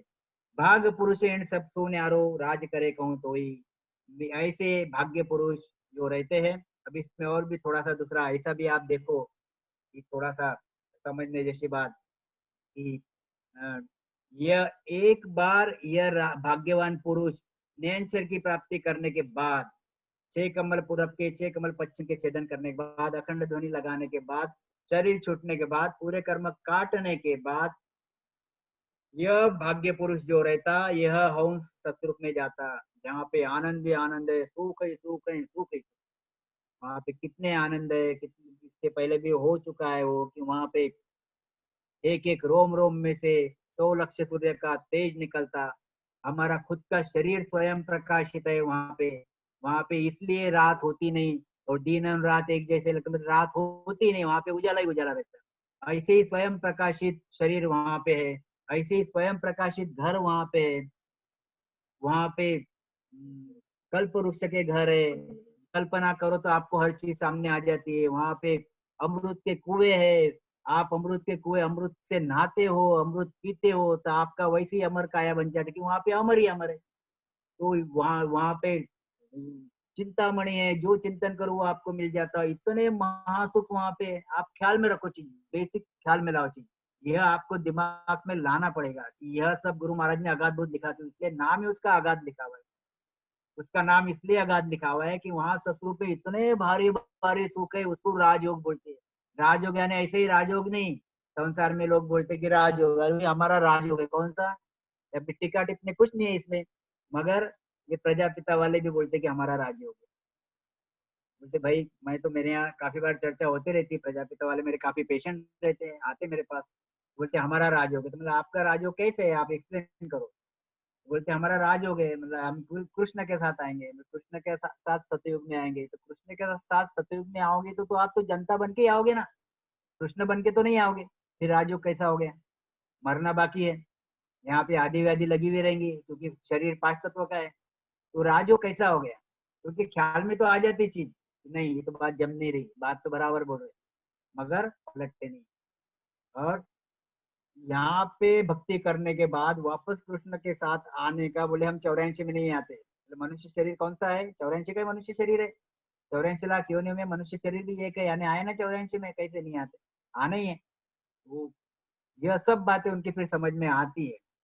हमारे यहाँ गुरु महाराज का ज्ञान इतना प्योर और इतना क्लियर है कि गुरु महाराज कहते मेरे यहाँ एक बार आने के बाद वापस नीचे नहीं आता आदमी। वहां पे सुख कैसे है, सत्स्वरूप में है तो सुख ही सुख है, और सुख ही आनंद ही आनंद है वहां पे। राजेशाही, रियल राजेशाही, यानी ये जो संसार के राज्य हमने देखे हैं यहाँ पे, ये इतने जो इंडिया में हुए हुए, जो इधर उधर हुए हुए, ये राजेशाही नहीं, इंद्र नहीं, ब्रह्मा विष्णु महेश नहीं, बहुत बहुत ही अलग है। वहां पे राजेशाही यानी सुख ही सुख है। गुरु महाराज कहते हैं ऐसा भाग्यवान पुरुष ही वह पद को जाता है जो उस पद का लड़का बन के उसकी कुदरत कला खुद ग्रहण करता है, और फिर सब कर्म काट के वहां पे जाता है। ये रियल राजयोग हो गया, समझे।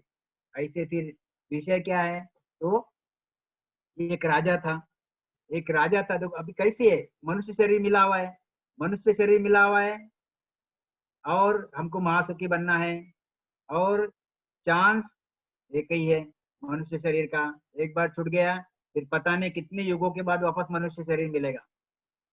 तो हमने इसमें होशियार हो जाना चाहिए।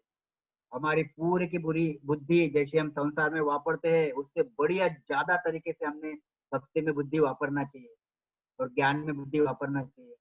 देखो कैसे, अभी एक राजा था, राजा ने एक दिन दौंडी लगा दी कि भाई मेरे यहाँ हर जो चीजें है वो चीज मैं सब आजू बाजू रखता हूँ मेरे, और जिसको जो चाहिए वो चीज वो उठा के लेके जा सकता, मगर शर्त ये की है। कौन सी शर्त है, एक बार हाथ लगाएगा उस चीज को, वो उठा के लेके जाएगा, उसकी हो जाएगी, वापस दूसरी बार हाथ लगाएगा नहीं। ये मनुष्य शरीर के जैसा विषय है, ख्याल में लाओ, मनुष्य शरीर के जैसा विषय। एक बार मनुष्य शरीर मिलता, बाद में युगों युगों तक मिलता नहीं। ऐसे ही राजा ने चांस दे दिया कि एक बार आप हाथ लगाओ, आपकी चीज हो जाएगी, वापस आपको हाथ लगाना नहीं है। अब मेला लगा दिया, राजा बीच में आके बैठ गया। अब मेला लगा दिया चारों तरफ, यहाँ पे फ्रिज रखा, यहाँ पे कूलर रखा, यहाँ पे प्लॉट के कागज रख दिए, यहाँ पे खेत के कागज रख दिए, इधर सोना रख दिया, चांदी रख दिया, हीरे माणिक रख दिया, सब जमा दिया पूरा का।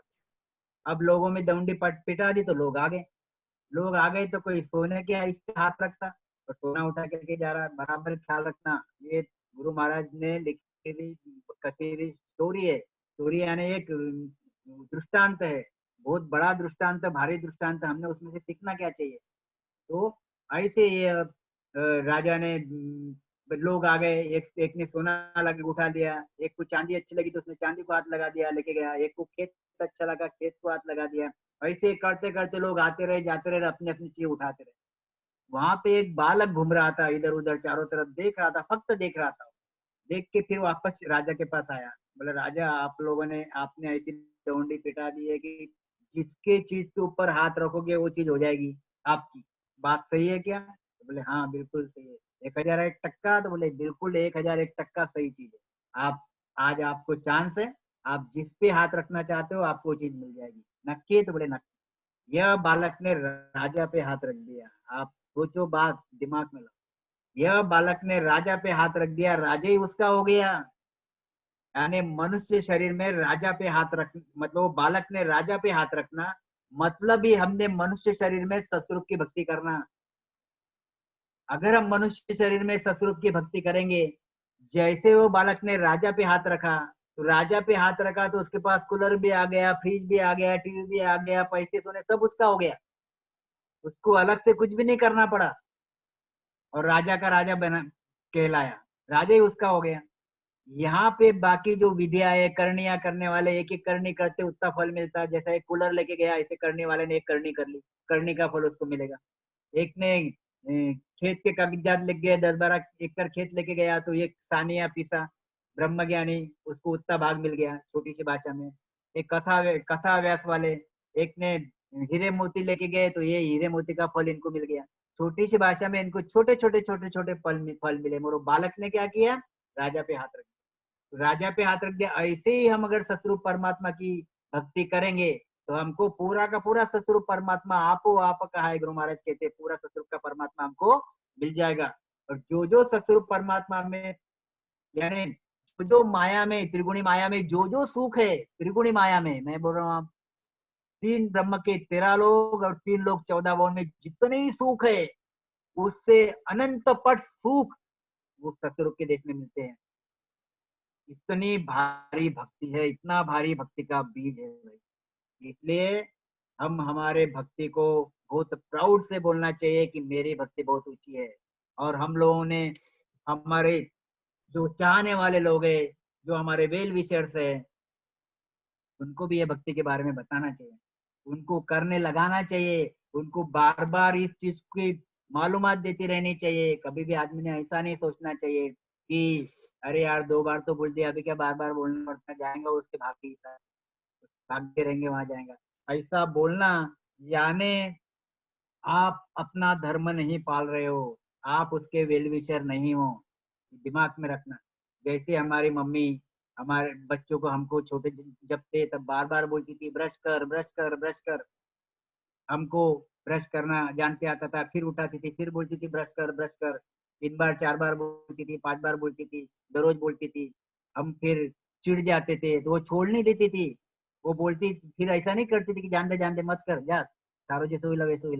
ऐसा कभी नहीं बोलती थी, वो ब्रश करने को बोलती थी, क्योंकि उनको पता था ये मेरा बच्चा है, मैं उसके वेल विशर हूँ, और मैं इसको ब्रश करने को बोलूंगी तो इसके दांत अच्छे रहेंगे। क्योंकि वो बच्चे को पता नहीं है कि मैंने अगर ब्रश नहीं किया तो मेरे दांत खराब होंगे कि अच्छे होंगे, अगर मम्मी को पता है, क्यों मम्मी को उसका अनुभव है। इसलिए ऐसे ही हम रामस्नेही लोगों को इस चीज का अनुभव है। हम अगाध बोध पढ़ते हैं, अगाध बोध समझते हैं, अगाध बोध समझने की कोशिश करते हैं।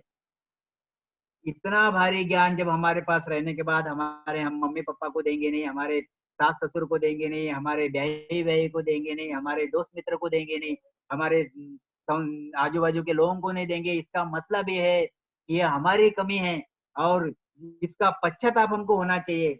देखो अब मेरे यहाँ, मेरे घर में या किसी के भी घर में, अगर एक आदमी गुरु महाराज की भक्ति करता है और 4 आदमी नहीं करते गुरु महाराज की भक्ति, परमात्मा की भक्ति, तो जो गुरु महाराज की भक्ति करने वाला है वो तो सतरूप में चले जाएगा, वो सुख भोगेगा। और ये लोग बाकी ब्रह्मा विष्णु महेश के देश में तो जरूर जाएंगे जैसे कर्मों के हिसाब से, मगर नरक में भी आएंगे।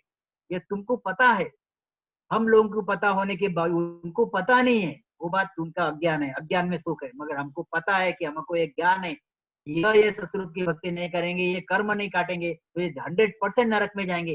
जो मेरे पास सोता, मेरे पास बैठता, मेरे साथ खाना खाता, मैं जिससे व्यवहार करता, जो हंसते हम लोग साथ में रहते, और वो अगर हमको पता है ये नरक में जाएगा, उसका हमको फीलिंग होना चाहिए। हम वो दोषी है, उसको नरक भेजने के लिए हम भी उतने ही दोषी है। तो हमने बहुत कोशिश करना चाहिए, बहुत कोशिश करना चाहिए, और बार बार कोशिश करना चाहिए कि भले ही वो चिढ़ जाए, कुछ भी हो जाए, उसको धीरे धीरे धीरे धीरे धीरे धीरे समझाते हुए ये राजयोग की भक्ति बताते रहना चाहिए। समझे? नहीं तो कोई कोई अपनी पूर्ता काम करता है, बस मैं क्या, मैं मेरा जाऊंगा, देखते रहो बाकी तुम्हारे तुम। मगर ये चांस उन लोगों को बार बार मिलेगा नहीं। उनके घर में एक राम स्नेही पैदा हुआ है, तो ये राम स्नेही पैदा हुआ है, तो सभी लोगों का फायदा उस राम स्नेही ने देना चाहिए, करवाना चाहिए। देखो क्या कहते हैं आगे। तो ऐसा है, राजू गुरु महाराज कहते तो करनी भाग पुरुषेण सबसे न्यारो राज करे कहूं तो वैसे भाग्य पुरुष राज करता है।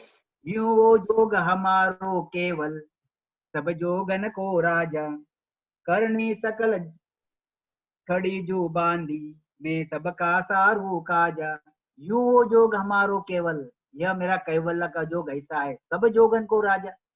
तभी अभी आपको आइडिया आ गई होंगी, इतना सब मैंने बैकग्राउंड लिया गुरु महाराज के ज्ञान का। हर साखी में आगे के साखी का अर्थ है, हर साखी में पीछे के साखी का अर्थ है, इतना वो अगाध भरा हुआ है। यूं वो जोग हमारो केवल सब जोगन का राजा करनी सकल खड़ी जो बांधी में सबका सारू काजा। गुरु महाराज क्या कहते हैं, यूं वो जोग हमारो केवल, हमारा केवल का जोग कैसा है। अभी देखो सतरूप केवल का योग कैसा है। अभी कोई ब्रह्मा जी की भक्ति करता है तो ब्रह्मा का योग साधन करता है, तो ब्रह्मा का योग साधन करता है, एक छोटा सा योग है ब्रह्मा का, उसका फल क्या है, ब्रह्मा जी के देश में जाएगा। संसार के लोग ब्रह्मा जी के देश को बहुत बड़ा मानते हैं, विष्णु के देश को बहुत बड़ा मानते हैं, और गुरु महाराज के सतरूप के देश के सामने वो कुछ भी नहीं है। यानी कहाँ सूर्य और कहाँ दिया, ऐसा ऐसा विषय हो गया। तो गुरु महाराज कहते हैं कि मेरा जो योग है यो मेरा राजयोग है, केवल का जो योग है मेरा राजयोग है, राजा राजा बादशाह।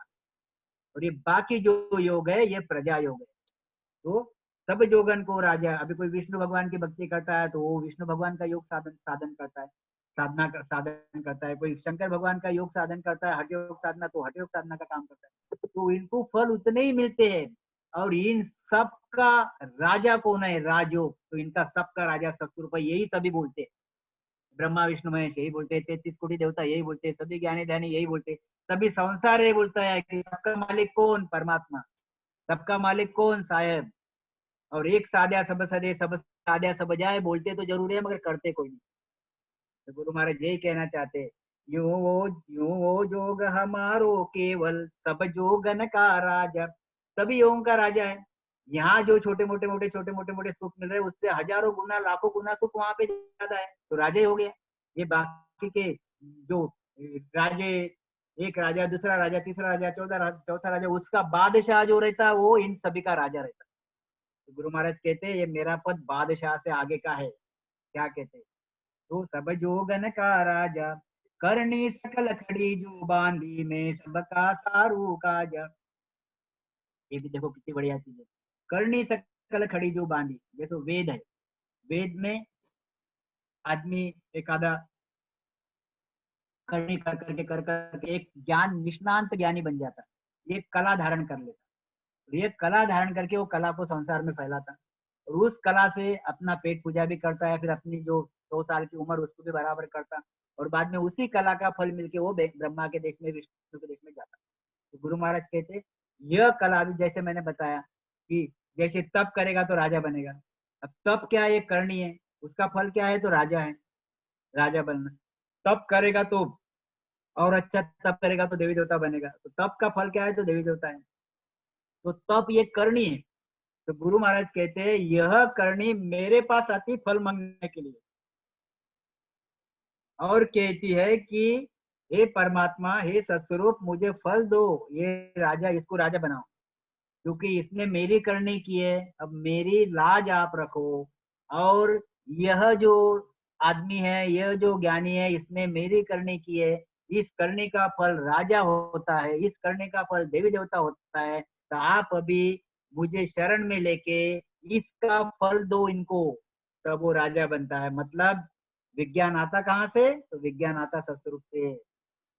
बिना सत्स्वरूप के, बिना विज्ञान के कोई भी चीज नहीं चलती। गुरु महाराज कहते हैं ऐसी अनेकों करनियां मेरे मेरे यहाँ दासा करके, दासी बन के रहती है, दासी बन के रहती है। अब यहाँ पे एक एक करनी, ये लोग एक एक करने के लिए जिंदगी पूरी दम पे लगा देते, पूरा डाव, पूरी जिंदगी उसमें निकाल देते। तो गुरु महाराज कहते हैं राजयोग का फल कैसा है, तो यहाँ पे अनंत प्रकार की दासा, अनंत प्रकार की करना तुमको फ्री ऑफ चार्ज मिलती है। फ्री ऑफ चार्ज यानी बस एक बार रामस्मरण कर लो, अलग अलग करनियों को तुमको प्रसन्न करने की जरूरत नहीं है, अलग अलग करनियों को तुमको करने की जरूरत नहीं है।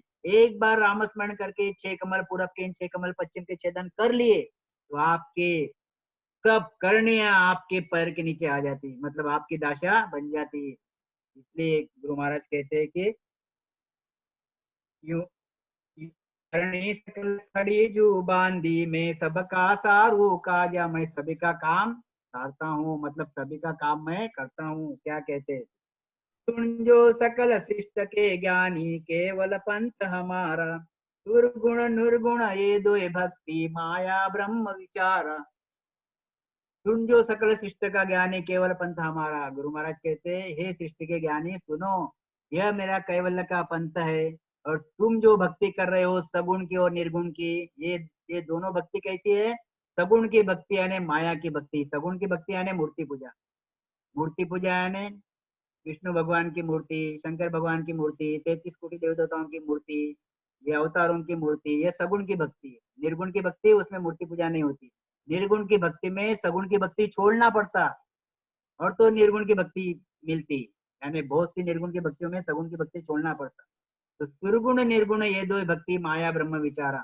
सगुण की भक्ति यानी माया की भक्ति, यानी त्रिगुणी माया की भक्ति, यानी शक्ति की भक्ति और ब्रह्मा विष्णु महेश की भक्ति। ये त्रिगुणी माया, रजो तमो सतो, ब्रह्मा विष्णु महेश। सगुण की भक्ति यानी माया की भक्ति, निर्गुण की भक्ति यानी ब्रह्म की भक्ति, यानी पिता की।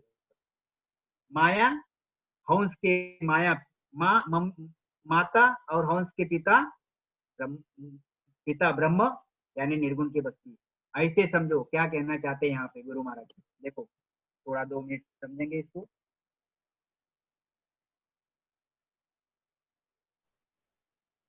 सुन जो सकल शिष्ट का ज्ञानी, केवल पंथ हमारा, सुरगुण निर्गुण ये दो भक्ति, माया ब्रह्म विचारा। सगुण की भक्ति यानी माता की भक्ति। ये हंस, हंस का कुल यहाँ बताया हुआ है, देखो आप बोर्ड पे ख्याल रखो। जीव ब्रह्म का कुल, जीव ब्रह्म का कुल क्या है? माता। माता कौन है? ब्रह्मा विष्णु महेश। पिता कौन है? पर ब्रह्म। और सदगुरु कौन है? सतगुरु। दिमाग में लाओ, गुरु महाराज कहते हैं। गुरु महाराज यहाँ कहना क्या चाहते हैं? ये मात पिता जो जग में कहिए, यूं ये भक्ति जानो। मात पिता जो जग में कहिए, यूं ये भक्ति जानो। माता यानी जैसे हमारी मम्मी रहती है, हमारी मम्मी हमारे लिए क्या करती? तो हमारी मम्मी हमारे लिए खाने पीने की व्यवस्था कर देती, सुलाने सोने की व्यवस्था कर देती, हमारे छोटे मोटे दुख को निवारण कर देती, बस इतना ही कर सकती है। मम्मी हमको हुनर नहीं पढ़ाती, धंधा नहीं पढ़ाती, धंधा नहीं सिखाती। हमारे पिता क्या करते? हमको धंधा सिखाते, हुनर सिखाते। जैसे डॉक्टर है तो डॉक्टरी करेगा, इंजीनियर तो इंजीनियरिंग करेगा, बिजनेस वाला खेती वाला करेगा। तो पिताजी हमको हुनर सिखाते, मम्मी हमको छोटे मोटे सुख देती। और सदगुरु क्या करता हमको? गुरु क्या करता हमको? गुरु हमको आध्यात्मिक ज्ञान बताता, यानी ये मायावी ज्ञान के परे का जो वैराग्य ज्ञान है वो हमको बताता। ऐसा गुरु। इसलिए संसार में रीत है कि मम्मी पापा यानी माता पिता बच्चे को गुरु के पास भेजते आध्यात्मिक ज्ञान के लिए, मतलब उसकी आध्यात्मिक प्रगति होए आगे की, उसके लिए भेजते। यह 5 तत्व के शरीर के हिसाब से बात हो रही है। ऐसे ये हंस का कुल यानी माता ब्रह्मा विष्णु महेश, पिता यानी परब्रह्म। तो गुरु महाराज यही कहते हैं, ब्रह्मा विष्णु महेश के देश में जाओगे आपको अलग अलग प्रकार के सुख मिलेंगे, साथ में दुख रहेंगे। तो पिता के देश में जाओगे, आप पिता के देश में बहुत दिन तक रहोगे, वहां पे कलाएं धारण करके वापस नीचे आओगे जैसे जरूरत पड़ी वैसे। तो यह हो गया पिता का सुख। मगर आपको सतस्वरूप परमात्मा का सुख नहीं मिलेगा, आपको वैराग्य ज्ञान नहीं मिलेगा। आपको वैराग्य ज्ञान तभी मिलेगा जब आप माता और पिता को छोड़ोगे और सदगुरु के शरण में जाओगे, तो आपको वैराग्य ज्ञान मिलेगा। सदगुरु का शरणा यानी सतस्वरूप परमात्मा का शरणा, सतस्वरूप परमात्मा का शरणा यानी गुरु महाराज का शरणा, सदगुरु का शरणा।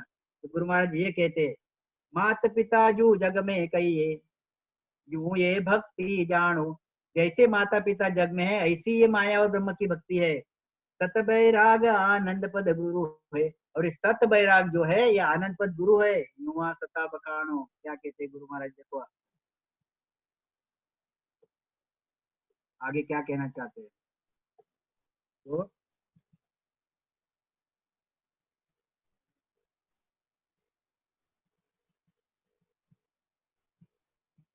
इसलिए गुरु महाराज ने एक जगह लिखा है, बालक बुद्धि सकल ये ज्ञानी, मात पिता कोई जाने। बालक बुद्धि सकल ये ज्ञानी, मात पिता कोई जाने। सुरगुण निरगुण में सब भीना, भेदर भेद बखाने। क्या कहते हैं? मात पिता सु सब कोई राजी, लड़का लड़की भाई, सतगुरु को कोई बिरला जाने, समझवान जग माई हो बांधा, ओ जुग मोए न जाने, हो बांधा ओ जुग मोयन जाने। मुझे इसलिए यह जुग जानता नहीं। क्यों जानता नहीं? बालक बुद्धि सकल है ज्ञानी। इनकी बुद्धि कैसी है? बालक के जैसी है। अब छोटा बालक है, ख्याल में लाओ चीज, घर में ही हमारे बालक है छोटा सा, जो 1 साल का, 2 साल का, 10 महीने का, और वो बालक, ये बालक बैठा हुआ है, मम्मी पापा सामने बैठे हुए हैं, और एक इधर बाजू में एक गुरु बैठा हुआ है। मम्मी पापा बैठे और बाजू में गुरु भी बैठा हुआ है। तो गुरु बुलाएगा उसको, आजा बालक मेरे पास, आजा बालक मेरे पास आजा, तो बालक गुरु के पास जाएगा नहीं। मम्मी ने बुलाया, बेटू आजा, तो मम्मी के पास चला जाएगा। पापा ने बुलाया, आजा आजा, पापा के पास चले जाएगा। और ये ये जो गुरु बैठा हुआ है, गुरु के पास बालक जाएगा नहीं, क्योंकि उसकी बुद्धि कैसी है? बालक बुद्धि है। उसको गुरु क्या है यही पता नहीं, और उसको क्या समझ में आ रहा है? फक्त माता और पिता, इतना ही समझ में आ रहा। गुरु चीज, नाम की चीज समझ में नहीं आ रही। ऐसे ही गुरु महाराज कहते हैं कि बालक बुद्धि सकल है ज्ञानी। ये ज्ञानी कैसे है? इनकी बुद्धि कैसी है? बच्चे के जैसी है। वो फक्त माता और पिता यानी ब्रह्म और माया को ही जानते हैं, और ब्रह्म और माया को जानते हैं, इसलिए ब्रह्म यानी निर्गुण और माया यानी सगुण, ये सगुण और निर्गुण में ही लगे हुए हैं। भेद और भेद बखाना, और सगुण और निर्गुण में है क्या? वेद और भेद का बखान करना। वेद यानी ब्रह्मा जी के, वेद यानी महादेव जी के, और ऐसी अपने 18 पुराण और शास्त्र वगैरह सब नवविद्या भक्ति, इनका बखान करना, और बखान करके माया की भक्ति करना और पिता की भक्ति करना, और रहना कहाँ पे? माया के देश में और पिता के देश में। मतलब कहाँ पे? काल के देश में। वे इसके बाहर निकलना ही नहीं चाहते। क्योंकि क्यों नहीं निकलना नहीं चाहते? इनकी बुद्धि बालक की जैसी है, मुझे पहचानते नहीं, इसलिए इनका कोई भी दोष नहीं। क्या कहते आगे गुरु महाराज? माता पिता सु सब कोई राजी, लड़का लड़की भाई। गुरु महाराज कहते इनको इतना ही चाहिए। अब कोई गुरु सामने बैठा है और मम्मी पापा आजू बाजू बैठे हुए, तो मम्मी पापा क्या चाहेंगे कि भाई आध्यात्मिक प्रगति के लिए तू इस गुरु को कर, और उसके साथ भेजते हैं, क्योंकि गुरु के पास कुछ ना कुछ अलग चीज है। ये मम्मी पापा को पता है, मगर बालक को नहीं पता। बालक को पता नहीं, इसलिए बालक मम्मी पापा के पास ही जाएगा। तो गुरु महाराज यहाँ पे यही कहना चाहते हैं, माता पिता तो सब कोई राजी।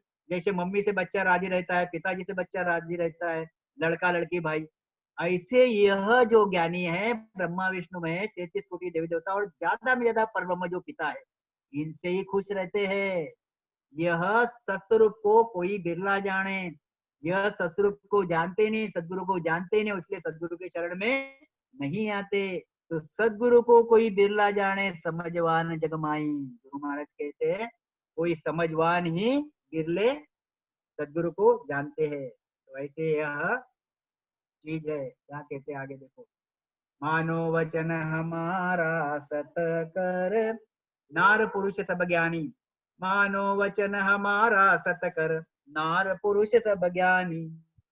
प्रगट कला हंस को भासे, नहीं रहे जग में छानी। गुरु महाराज कहते हैं मेरा वचन मान लो, सत्य करके मान लो। हम लोग किसी को बोलते रहते हैं कि अरे यार मेरे पे भरोसा रख, तू मेरा वचन सत्य करके मान, मैं सच बोल रहा हूँ, मैं तेरा वेल विशर हूँ, मैं तेरा नुकसान नहीं करूंगा। गुरु महाराज यही भाव यहाँ रखते हैं। मानो वचन हमारा सत्य कर, नार पुरुष सब ज्ञानी। सभी ज्ञानियों को बोलते हैं, क्या बोलते हैं? प्रगट कला हंस को भासे, नहीं रहे जग में छानी। मेरे में इसमें वो प्रगट कला है, वो मेरे इसमें प्रगट कला कौन सी? सत्स्वरूप की कला, प्रगट कला, नेचर निज नाम की कला, उस परमात्मा की कला मेरे में है। और वह भासती है, मतलब वो मेरे में, तो मुझे तो एहसास होता ही है, और आपको भी उसका एहसास करा दिया जा सकता है, आप चरण में आओ। नहीं रहे जग में छानी। देखो कैसा रहता। हम लोग भी अभी इतने दिन से सतस्वरूप की भक्ति करते हैं, गुरु महाराज की कृपा से काफी लोगों की अखंड ध्वनि भी होती है, सतस्वरूप की कृपा से। सदगुरु की कृपा से अखंड ध्वनि लगती है, 24 घंटे ध्वनि लगती है। यह हमारा हमारा अनुभव है, 24 घंटे ध्वनि लगती है। तो हम वो ध्वनि को सुनते रहते, छह कमल पूरब के, छह कमल पश्चिम के छेदन करते, वो अखंड ध्वनि सुनते, जहां वहां सुनते, जिधर उधर सुनते। वो कला जो है, वो कला हमको हमेशा पता चलते रहती है, हमेशा हमारे हमारे साथ वो कला रहती है, उसका एहसास हमको होते रहता। ये हो गई अंदर की बात। बाहर की बात कैसी रहती, कहीं पे भी भक्ति भाव का विषय हुआ, क्योंकि अभी हमको वो कला आ गई, तो भक्ति भाव का विषय हो गया, हुआ तो हम हमारी डंके के चोट पे ये चीज बोलते हैं कि यह चीजें माया की है जो तुम कर रहे हो। आप लोग उस सतरूप की चीज सुनो, इसमें 24 घंटे अखंड ध्वनि लगती, इसमें रग रग बोले राम जी, रोम रोम रंकार, और सहज धुन लगत है सो है सिमरन सार। इसमें 24 घंटे अखंड ध्वनि लगती है, इसमें 70 करोड़ राम स्मरण एक श्वास में होते हैं, ऐसी ये प्रगट कला है। यह प्रगट कला मतलब हमारे बोलने में ये चीज आते रहते, हमारे चलने में, हमारे बात करने में, हमारे हर एक्शन में कुदरत कला या फिर सतरूप की कला या फिर सतरूप के देश के जानकारी के जो चीजें है, ज्ञान है, वो लोगों के सामने आते रहते। इसलिए इसलिए ये कला प्रकट, जैसे छोटी सी भाषा में, जैसे अभी हम लोग राम राम करते हैं तो लोग हमको भी राम राम सा बोलते हैं, यानी वो प्रकट कला ही होगी कि हम बोल रहे हैं उनको राम राम सा, तो वो भी हमको राम राम सा बोलते हैं, राम से नहीं है। तो हो गया ना, हमारे बोलने से, हमारे चाल ढाल से सामने वाले को समझ रहा है कि राम से नहीं। तो गुरु महाराज कहते हैं मेरे पास ये प्रकट कला है, ये प्रकट कला मेरे पास है, इसको मैं भी समझता हूँ, और आपको भी ये चीज नहीं रहे जग में छानी, आपको चाहिए कि आप में ऐसी ऐसी कैसी प्रकट कला आ जाएगी। क्या कहते हैं आगे, ये सकल झुरोगे भाई अनभे सुन सुन तारा, ऐसा संत फेर इन जग में कोई समय प्रगटन हारा। अभी मैं हूँ, गुरु महाराज कहते, मैं चले जाने के बाद मैं आपको बोल रहा हूँ कि करो करो करो करो, ऐसी कला मेरे पास है, आप लो लो लो। पीछे सकल झुरोगे भाई, बाद में झुरोगे आप, मैं जाने के बाद। जाने के बाद कैसे, गुरु महाराज कहीं ना कहीं एक आधे स्पॉट पे गए होंगे, एक आधे, जैसे विठल राव राजा के वहाँ गुरु महाराज ने उनसे चर्चा की, अब ऐसी काफी जगह पे चर्चा हुई होंगी, फिर गुरु महाराज तो आगे निकल जाते थे, फिर आगे निकल जाते थे गुरु महाराज, ये बाजू में ये किसी ने ले लिया, जिसने ले लिया, नहीं ले लिया वो रह गया। अब रह गया और फिर बाद में झूठता, लोग आजू बाजू के लोगों का ज्ञान सुन के, इतने बढ़िया संत, मुझे तो अखंड ध्वनि हो रही है, मुझे तो ऐसा हो रहा, तुमने तो लिया ही नहीं।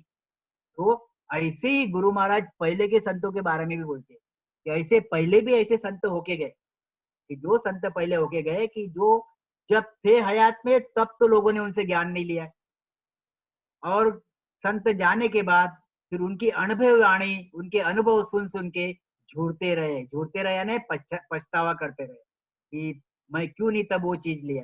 गुरु महाराज कहते ऐसा ही मैं इस संत, ऐसा ही मैं अभी आया हूँ, आप मेरे शरण में आ जाओ, मैं जाने के बाद आप झुरोगे, पीछे सकल झुरोगे भाई अनबे सुन सुन सारा, ऐसा संत फेर इन जग में कोई समय प्रगटन हारा। ऐसे संत बहुत कम बार प्रकट होते हैं, ये बहुत सारी संत रहते हैं, बहुत सारी संत बहुत कम बार प्रकट होते हैं, गुरु महाराज कहते हैं। और जो बहुत सारी संत रहते हैं वो बहुत लोगों को सतरूप में लेके जाते हैं, और जो बहुत सारी संत रहते हैं वो यहाँ पे कुछ सालों तक, 20 साल, 50 साल, 200 साल, 400 साल अपनी सत्ता भी छोड़ के जाते हैं। उनका सत्ता का प्रभाव ऐसा रहता है, तो उनको संत जुड़ते जाते, संत जुड़ते जाते, और जुड़ते जुड़ते वह चेन चलते रहती है आगे, और उसमें जो तड़ते रहते। फिर ऐसे ही कुछ दिन के बाद यह सत्ता लुप्त हो जाती, यह सत्ता लुप्त होने के बाद और दूसरे संत आते, फिर ऐसी सत्ता चलते रहती। उसके बीच में छोटे मोटे संत और होते ही रहते हैं, जो बहुतारी नहीं रहते, वो 10 जूत तैराएंगे, 50 जूत तैराएंगे, 100 जूत तैराएंगे, 1000 लोगों को उपदेश देंगे, मगर ये चीज चलते रहती है। तो गुरु महाराज कहते हैं मैं बहुतारी संत में का संत हूँ, मेरे साथ आ जाओ। ऐसा संत बहुत कम बार प्रकट होता है। क्या कहते गुरु महाराज, बार बार सता न आवे, हंस तारण जग माई, पीछे सकल धर्म सोई धरडा, तामे कारज नाही। देखो कितनी बढ़िया चीज लिखी है। इसलिए इसलिए देखो, बार बार सत्ता ना आवे, हमारे पास मनुष्य शरीर मिला हुआ है। अभी जो भी यहाँ सत्संग सुन रहे हैं, कोई 40 साल का होगा, कोई 50 का, कोई 60 का, कोई 70 का, कोई 75 का, बहुत कम दिन बाकी रहे हुए हमारे। तो खूब ईमानदारी से स्मरण भजन कर लो, खूब ईमानदारी से स्मरण भजन करके रात दिन गुरु महाराज के ज्ञान में रहो। और जितना हो सके उतना बाकी के हमारे संसार के लोगों को भी इस ज्ञान में लाओ, और उनको भी वो जो प्रसाद रहता ना, जैसे हम कोई मंदिर में जाके आते, संसार के लोग देखो कितने हमसे अच्छे हैं, हमसे अच्छे संसार के लोग हैं। देखो आपके ऐसी बात है, कोई मंदिर में जाता है तो प्रसाद लेके आता है, और प्रसाद लेके आता है और सभी को प्रसाद, जो भी रास्ते पे मिला उसको 2 मखाने के दाने देगा, दूसरा मिला उसको 2 मखाने के दाने। क्यों? कि भाई मेरे पास ये प्रसाद है, आप भी खाओ, आपको भी, आपका भी थोड़ा भला होगा। और हम लोग ऐसा नहीं करते। हम हमारा काम कर लेते, एक आध दो लोगों को और बोल देते, भाई नहीं सुन रहा, आगे जान दे, नहीं सुन रहा तो नहीं सुन रहा, हो तेरा कर्म भोगेगा। ऐसा नहीं, हमारा दायित्व बनता, हमारा रिस्पॉन्सिबिलिटी बनती कि हम लोगों ने जितना ज्यादा हमारे रिलेटिव को, आजू बाजू वालों को, या जहां जहां जरूरत, भला ही लोग नाम रखे, अगर कहीं पे डिस्कशन चालू हुआ, इधर उधर से घुमा घुमा के कैसे भी पॉइंट वो निकालना ही चाहिए कि सतरूप की भक्ति महान है और आप सतरूप की भक्ति करो। उसका कारण बताता हूँ मैं। अगर समझो 20-50 लोग अगर बैठ गए, 10-20 लोग बैठ गए, वहां पे तुमने अगर सतरूप की भक्ति के बारे में चर्चा कर ली, और चर्चा करके अगर लकीली आधा घंटा, 1 घंटा, 20 मिनट अगर उन्होंने सुन लिया, तो सुन के, गुरु महाराज ने कहा हुआ है, सुनते पढ़ते लिखनते परम पद जावनते सही। गुरु महाराज कहते हैं, अरे सुनने के लिखने से ही आदमी परम पद चला जाता है। इसका मतलब क्या है? इसका मतलब ये है कि वह जो भक्ति उपजने के अंग में गुरु महाराज ने दिया हो कि इसको आगे चल के यह जो आधे घंटे की सत्संगत है, केवल की, कैवल्य की, यह सत्संगत उसके सामने जब जब भी पैदा होगा, वो मनुष्य शरीर में आएंगे, यह कैवल्य की संगत उसके सामने पहला प्रारब्ध करके खड़ी रहेंगी। और ये पहला प्रारब्ध करके खड़ी रहेंगी, और उसके हिसाब से उसका शरीर कहाँ जाना चाहिए वह ठहराया जाएगा। और जब सत्संगत उसका पहला प्रारब्ध अगर खड़ा रहेगा, तो सत्संगत के माहौल में ही जाएगा आगे। और जब भी अगले जन्म में आएगा, अगर सत्संगत के माहौल में गया, कोई रामस्ने के घर में आएगा, या फिर रामस्ने का घर जहाँ है उसके आजू बाजू आएगा, फिर गुरु महाराज का एक आधा शब्द सुनेगा, फिर वो वहां पे जुड़ जाएगा, ऐसा वो केवल में जाएगा। भला ही 2 जन्म लेगा, 10 जन्म लेगा, 50 जन्म लेगा, घूमते बैठेगा, पर केवल नहीं छूटेगा उसका, केवल में आएगा जरूर। इसलिए हमारे पास ये प्रसाद है, हमने ये प्रसाद बार बार जहां वहां बांटते फिरते रहना चाहिए। लोग हमको पागल बोलो, लोग हमको गाली मारो, कोई फर्क नहीं पड़ता। समझो, कबीर जी ने लिखा है, गुरु महाराज लिखा है, मैं बिगड़या हूँ राम दुआई, तुम मत बिगड़ो लोई रे। गुरु महाराज कहते कि मैं बिगड़ा हूँ राम दुआई, मैं बिगड़ा, तुम मत बिगड़ो। कबीर जी कहते कि कहे हो कबीरा भजन धुन लागी। कबीर जी कहते सदगुरु का संग कबीरा बिगड़ा, कबीरा बिगड़ा तो साहेब निकल गया।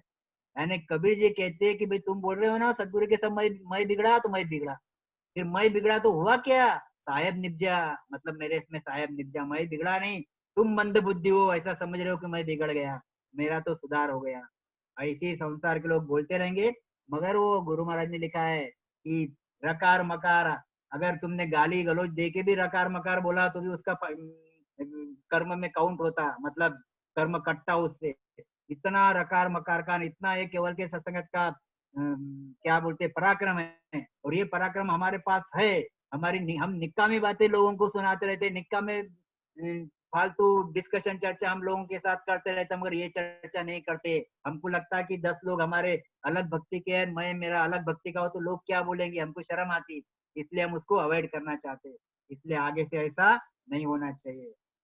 देखो क्या कहते गुरु महाराज, बार बार सतान आवे हंस तारण जग माही, पीछे सकल धर्म सो इधर ढाता में कार्य नाही। बार बार ये सत्ता आती नहीं हंस तारने के लिए, हंस तारने के लिए बार बार सत्ता आती नहीं। अभी खूब जोर से सत्ता चल रही है गुरु महाराज की, आगे और इससे जोर से सत्ता चलेगी, क्योंकि अभी सब यंग जनरेशन आ रही है इस भक्ति भाव में, तो और जोर से सत्ता चलेगी। बार बार सत्ता न आवे हंस तारण जग माही, पीछे सकल धर्म सो इधर ढाता। एक बार ये सत्ता चली गई, पंथ तो बेहतर रहेगा, पंथ बेहतर रहेगा तो लोग क्या करते रहेंगे, पंथ बह रहा है तो जैसे यहाँ पे समाधि स्थल है, जैसे 600 साल पहले, 1000 साल पहले, 1500 साल पहले ऐसे ही केवली संत होके गए, तो आज उनके वहां कहाँ क्या चलता है, ऐसे ही केवली संत होके उनके वहां चलता क्या है, तो उनके यहाँ क्या चलता है, तो ऐसे समाधि स्थल है, वहां पे पुण्य तिथि को लोग जाते हैं वहां पे, जन्म तिथि को लोग जाते हैं वो संत के, और वो उसको परिक्रमा देते हैं, वहाँ पूजा अर्चा करते हैं, वहाँ दिए लगाते हैं, और फिर बाणी है वो बाणी को पढ़ते हैं, बाणी को पढ़ के 2 दिन 3 दिन वहां रहते हैं, उत्सव मनाते हैं, फिर वापस घर में आ जाते हैं। अब जिस वक्त ये सामने सदगुरु है, जिस वक्त ये सदगुरु वहां पे थे विराजमान, तब ऐसा होता था तो लोग तरते थे। जिस वक्त ये सदगुरु वहां पे थे तब ऐसा होता था, लोग आते थे, प्रणाम करते थे, बाणी पढ़ते थे, सत्संग सुनते थे, रामस्मरण करते थे, तो तर जाते थे। अब सदगुरु वहां पे नहीं है, शरीर छूट गया, धाम पहुंच गए। अब क्या है, खाली खाली फक्त समाधि स्थल और बाणी है। अब इनको आप कितने भी चक्कर मार लो, वहां पे कितना भी राम राम कर लो, कितना भी कुछ कर लो, तरना होगा नहीं।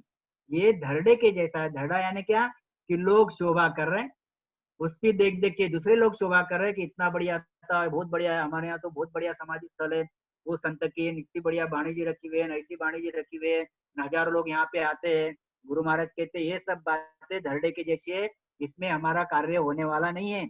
हमारा कार्य कहाँ होगा, हमारा कार्य तनधारी सदगुरु जहाँ पे है उनके शरण में जाएंगे, जिसकी अखंड ध्वनि 24 घंटे चल रही है, ऐसे के शरण में जाएंगे तो ही हमको कुदरत कला मिलेगी। इन कुदरत कला मिलने के बाद ही हमारे कर्म कटेंगे, हमारा काम होगा।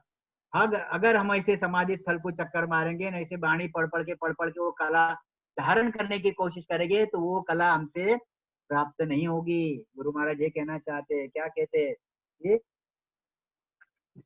बार बार सतान आवे हंस कारण जग माही, पीछे सकल धर्म सोई दरडाता में कारज नाही। क्या कहते, वाद विवाद करे सब जग में, सबे आपे दिश ताणे, केवल जोग कहन में नाई, किस विद जगत पिछाणे। गुरु महाराज कहते हैं कि वाद विवाद करे सब जग में। अब एक संत 600 साल पहले होके गया, एक संत 1000 साल पहले हो गया। अब ये 600 साल पहले होके गया, उस संत का भी रास्ता बह रहा है, मार्ग चल रहा है, वो पंथ चल रहा है, और 1000 साल पुराना जो संत है उसका भी पंथ चल रहा है। तो 1000 साल पुराने वाले पंथ में जो लोग लगे हुए हैं और 600 साल पुराने पंथ में जो लोग लगे हैं, ये दोनों वाद विवाद करते। ये कहते कि नहीं नहीं हमारे संत सही थे, वो कहते नहीं नहीं हमारे संत सही थे, वो कहते हमारे संत ने तो 1000 साल तक 50 साल तक रामस्मरण किया, ये कहते हमारे संत ने 70 साल तक रामस्मरण किया, हमारे संत ने इतनी बड़ी वाणी जी लिखी, हमारे संत के इतने फॉलोअर्स थे, वगैरह वगैरह वगैरह। गुरु महाराज कहते हैं वाद विवाद करे सब जग में, सब आपे दिश ताणे, अपने अपने दिशा से तानते हैं, मगर केवल जोग कहन में नाही, मगर जो कुदरत कला है, जो नैनछर है, कहने में नहीं है, न इनके पास है न इनके पास है, क्योंकि वहां के संत चले गए। अब जो पंथ में केवल केवल निज नाम नहीं है, वहां पे कुदरत कला नहीं है, ना इसके संत इसके मार्ग में संत के पंथ में है, ना इसके संत के पंथ में है, वहां निज नाम नहीं है। तो गुरु महाराज कहते हैं आप कितने भी झगड़ते रहो, कितने भी तारीफ करते रहो, कितने भी उसके महिमा करते रहो, आपको वो चीज मिलेगी नहीं। केवल जोग कहण में ना, ये किस विध जगत पिछाणे, मगर जगत उसी में लगा हुआ है, बस महिमा करो महिमा करो महिमा करो, उनको कुदरत कला की पता ही नहीं। क्या कहते, दो साथी 5 मिनट, के कोई अर्थ आद सूलेवे, राज जोग को भाई, जो संत केवली हुआ वे पंथ सो जो जाई। गुरु महाराज कहते जे कोई अर्थ आद सूलेवे, गुरु महाराज उसको पहले वाले साखियों को ये 2 साखियों में आगे के इसमें समझाना चाहते हैं। जे कोई अर्थ आद सूलेवे, आप पहले से ले लो, पहले से यानी अनादि से, जब से सृष्टि की रचना हुई और जब से यहाँ पे त्रायमान हंस करते रहे, और पहली बार जब वो नैनछर सत्स्वरूप से नीचे आया कहने का मतलब यहाँ पे मृत्यु लोक में वह अपना काम करने लगा। गुरु महाराज कहते तब से तो आज तक जितने भी संत होके गए, जिन्होंने ये भक्तियां बताई, संतों के द्वारा नैनछर मिलता, तो जितने भी संत होके गए आज तक, उनके पंथ आप जाके ढूंढ लो। 1000 साल पहले कोई पंथ चल रहा होगा, अभी चल रहा है, 500 साल पुराना पंथ अभी चल रहा है, 1200 साल पुराना पंथ अभी चल रहा है, उसमें लोग लगे हुए बाणियां पढ़ रहे, सब कर रहे। जे कोई अर्थ आद सूले वे राज जोग को भाई, जो जो संत केवली हुआ वे पंथ सो जो जाई। वे पंथ आप ढूंढो।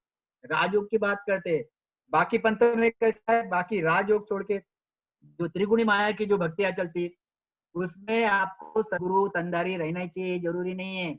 आप बाणी पढ़ पढ़ के उनकी बाणियां पढ़ पढ़ के आप वो कला जागृत कर सकते हो, मगर कुदरत कला ऐसी जागृत होती नहीं। कुदरत कला को जागृत करने के लिए आपको तनधारी चाहिए, यानी चाहिए जिसमें कुदरत कला है। गुरु महाराज क्या कहना चाहते हैं, देखो आप, सेवा सता पंथ में अब ही तो जाग जाग जो जागे, तो हरिजन को कारण नाही भ्रम ज्ञान सुई भागे। बस ये साखी आप ईमानदारी से सुनो और इस साखी को दिमाग में बैठा लो, ताकि हमारा आगे का भी अगाध बोध इजी हो जाएगा। सेवा सता पंथ में वही तो जाग जाग तो जागे। अगर पहले के जो पंथ चल रहे हैं उसमें अगर वो सत्ता रहती, मतलब नैन शरीर की प्राप्ति होती, आते जाते श्वास में स्मरण भजन करो नैन शरीर की प्राप्ति होती, तो उसमें भी जीव जगते रहते, उसमें भी लोगों को कुदरत कला प्राप्त होती रहती, लोग स्मरण करके उस सतरूप के देश में जाते रहते, उनको भी ज्ञान वैराग्य प्राप्त होते रहता था। मगर गुरु महाराज फिर अगर ऐसा अगर होते रहता था तो हरिजन को कारण नाई। अगर ऐसा होता था तो फिर हरिजन का कारण ही क्या था? सदगुरु सदगुरु सदगुरु सदगुरु के शरण में जाओ, सदगुरु के शरण में जाओ, कारण ही क्या था? ब्रह्म ज्ञान सुई भाग्य, क्योंकि उन्होंने वाणी तो लिखी हुई थी, वाणी से, वाणी में ज्ञान है, और वाणी में ज्ञान है तो आप ज्ञान पढ़ पढ़ के, वाणी पढ़ पढ़ के, वाणी पढ़ पढ़ के आपके सब भ्रम चले जाते थे।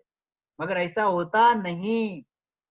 देखो आगे की साखी देखो, तो हद पड़ी संतो नहीं से आगे चली न कोई, तो तारणहार संत ही जग में और उपाय न कोई। इसका मतलब क्या है? गुरु महाराज कहते हैं जो हद पड़ी संत उन्हीं से। क्या कहते हैं गुरु महाराज? ख्याल में लाओ जी। तो हरिजन को कारण नहीं भ्रम ज्ञान से भागे। यहाँ पे हमारे रामस्नेही लोग दो अलग अलग प्रकार के अर्थ करते हैं।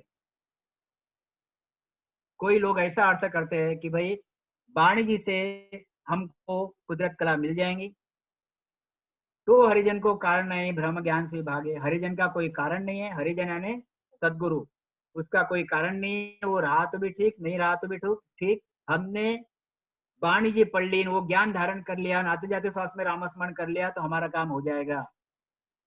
गुरु महाराज यहाँ ऐसा नहीं बोल रहे, गुरु महाराज यहाँ पे प्रश्न चिन्ह रख रहे, तो हरिजन को कारण नाही। हरिजन को हरिजन चाहिए ही, ऐसा गुरु महाराज इसमें कह रहे हैं। ब्रह्म ज्ञान से भागे। अब ज्ञान यानी वाणी जी से कौन से भ्रम भगते भाई? तो वाणी जी से, वाणी जी आदरणीय है, वाणी जी पूजनीय है, वाणी जी हमारे सिर के ऊपर हमेशा के लिए विषय वो है ही नहीं। क्यों?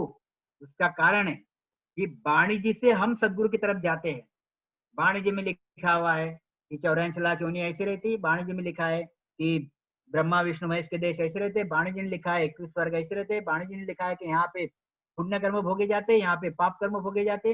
वाणी जी में लिखा है मनुष्य शरीर महान है, वाणी जी में लिखा है सतरूप का देश इतना भारी है, वाणी जी में लिखा है कि सतरूप के देश में जाने के लिए सदगुरु की जरूरत है। यह सब वाणी जी में लिखा है।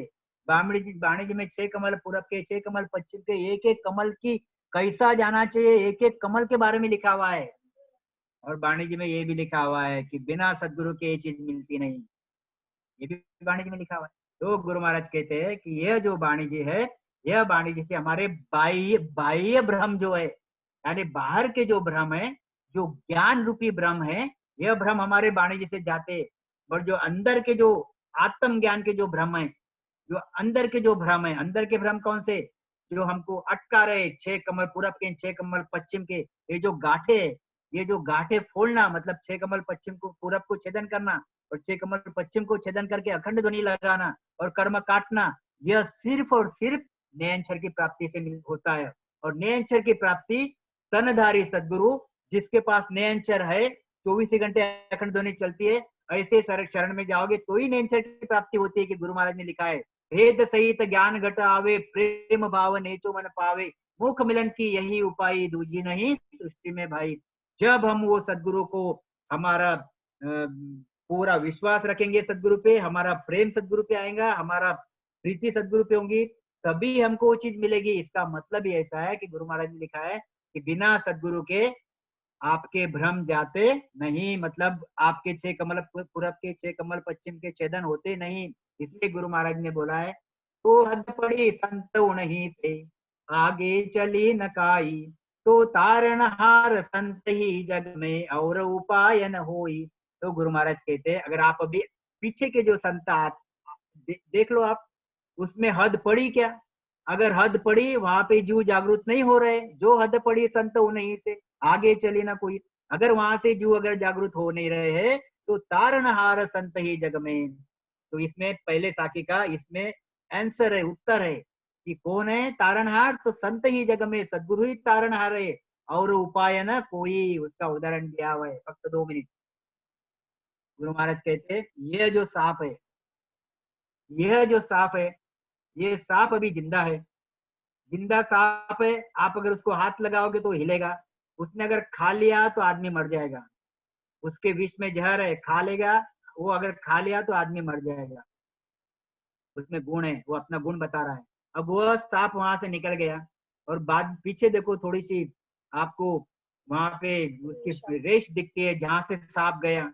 संसार के लोग क्या करते, सांप तो चले जाता, संसार के लोग करते कि अरे बहुत बड़ा सांप था, अरे बहुत बड़ा सांप था, इतना बड़ा सांप था, 6 फुट का था, 8 फुट का था। तो गुरु महाराज की उससे क्या काम होता? 8 फुट का था, 6 फुट का था, वो तो चले गया।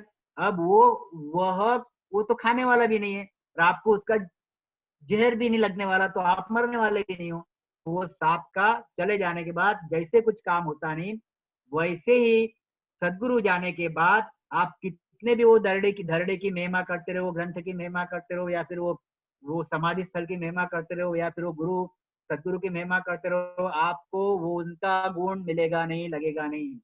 दूसरा उदाहरण गुरु महाराज ने दिया है कि जैसे हत्ती, यह हत्ती जो है, जब तक हत्ती के दांतों से किले का दरवाजा टूटता है, ये हत्ती की ताकत जो है, इसलिए दांत में ताकत आई हुई है, दांत में ताकत है तो किले का दरवाजा टूट रहा है। अब नीचे एक हत्ती के दांत है, अभी हत्ती के दांत टूटे हुए दांत है, अभी हत्ती के दोनों टूटे हुए दांत को लेके जाओ और किले के दरवाजे को तोड़ने लगाओ, नहीं टूटेगा किले का दरवाजा। ऐसे ही गुरु महाराज कहते हैं कि यह धरड़े के जैसा हो गया हत्ती के दांत। रियल हत्ती जाने के बाद ये धरड़ा कुछ काम आता नहीं। सही हत्ती जब रहेगा, मतलब जब सदगुरु रहेगा, तभी तुम शरण में जाओगे, तो तुम्हारा काम होगा। यही गुरु महाराज कहना चाहते हैं। तो अब इसके आगे का आज इस आगे के वक्त देखेंगे जो गुरु महाराज कह रहे हैं। तो ये हमारा अगाध बोध टाइम भी हो गया है। तो ये हमारा अगाध बोध आज तक का ऐसा रहा कि आज तक के 28 साखियां हमारी हो गई, और 28 साखी के बाद में आगे जब भी रहेगा तब हम आगे की चीज लेंगे। ठीक है, इसमें से हमने एक ही चीज सुनी, मतलब समझ में हमारे आती है कि हमने खूब रामस्मरण करना चाहिए। हम बहुत भाग्यवान हैं, हम राज पुरुष है, और राज पुरुष के जैसा रहना चाहिए। इसका मतलब कि जैसा शूरवीर वाला आदमी जैसा शूरवीर जैसा रहता है, और शूरवीर की हमेशा बात करता है, और मैदान पे जाएगा तो भी शूरवीर जैसी बात करेगा। तो सिर्फ हम राम स्नेह ऐसा बोलने से काम चलेगा नहीं। हम राम स्नेह खुद के लिए भी प्रूव करना पड़ेगा, संसार के लिए भी प्रूव करना पड़ेगा, परमात्मा के सामने भी प्रूव करना पड़ेगा। जब हम हमको ऐसा प्रूव करेंगे यानी बताएंगे, हम वो साबित करेंगे कि हम राम स्नेह है, और राम स्नेह है मतलब राम स्नेह यानी उस परमात्मा की भक्ति करते हैं 24 घंटे। यह जब हम साबित करेंगे तो हम सही राम स्नेह हुए। राम राम सा सभी सुनने वालों को मेरा राम राम सा, मेरा प्रणाम सा। खास प्रकाश भैया जी को, और हमारे भागवत भैया जी को, हमारे श्रीनिवास भैया जी को, जो सब मेहनत देते हैं, उन सभी को हमारा राम राम सा। राम राम। राम राम डॉक्टर साहब, बहुत बहुत आभार आपका, बहुत अच्छा रहा। पत संगत साधकी आजीवन मोक्त सुख राम, सब धरती कागद करूं, सब वन कलम कटाए, सात समुद्र शाही करूं, गुरु गुण लिख्या न जाए। सदगुरु सुखराम जी महाराज ने धन्य है, धन्य है, धन्य है। सदगुरु श्री युक्तिराम जी महाराज ने धन्य है, धन्य है, धन्य। राम सभा में सभी संतों को राम राम प्रणाम। हरजस मैं ले रही हूँ, पद राग विहंगड़ों का। संतो भाई ऐसा नाम कहावे, साधो भाई ऐसा नाम कहावे, जे कोई समझ सुलझ धारे, जे कोई समझ सुलझ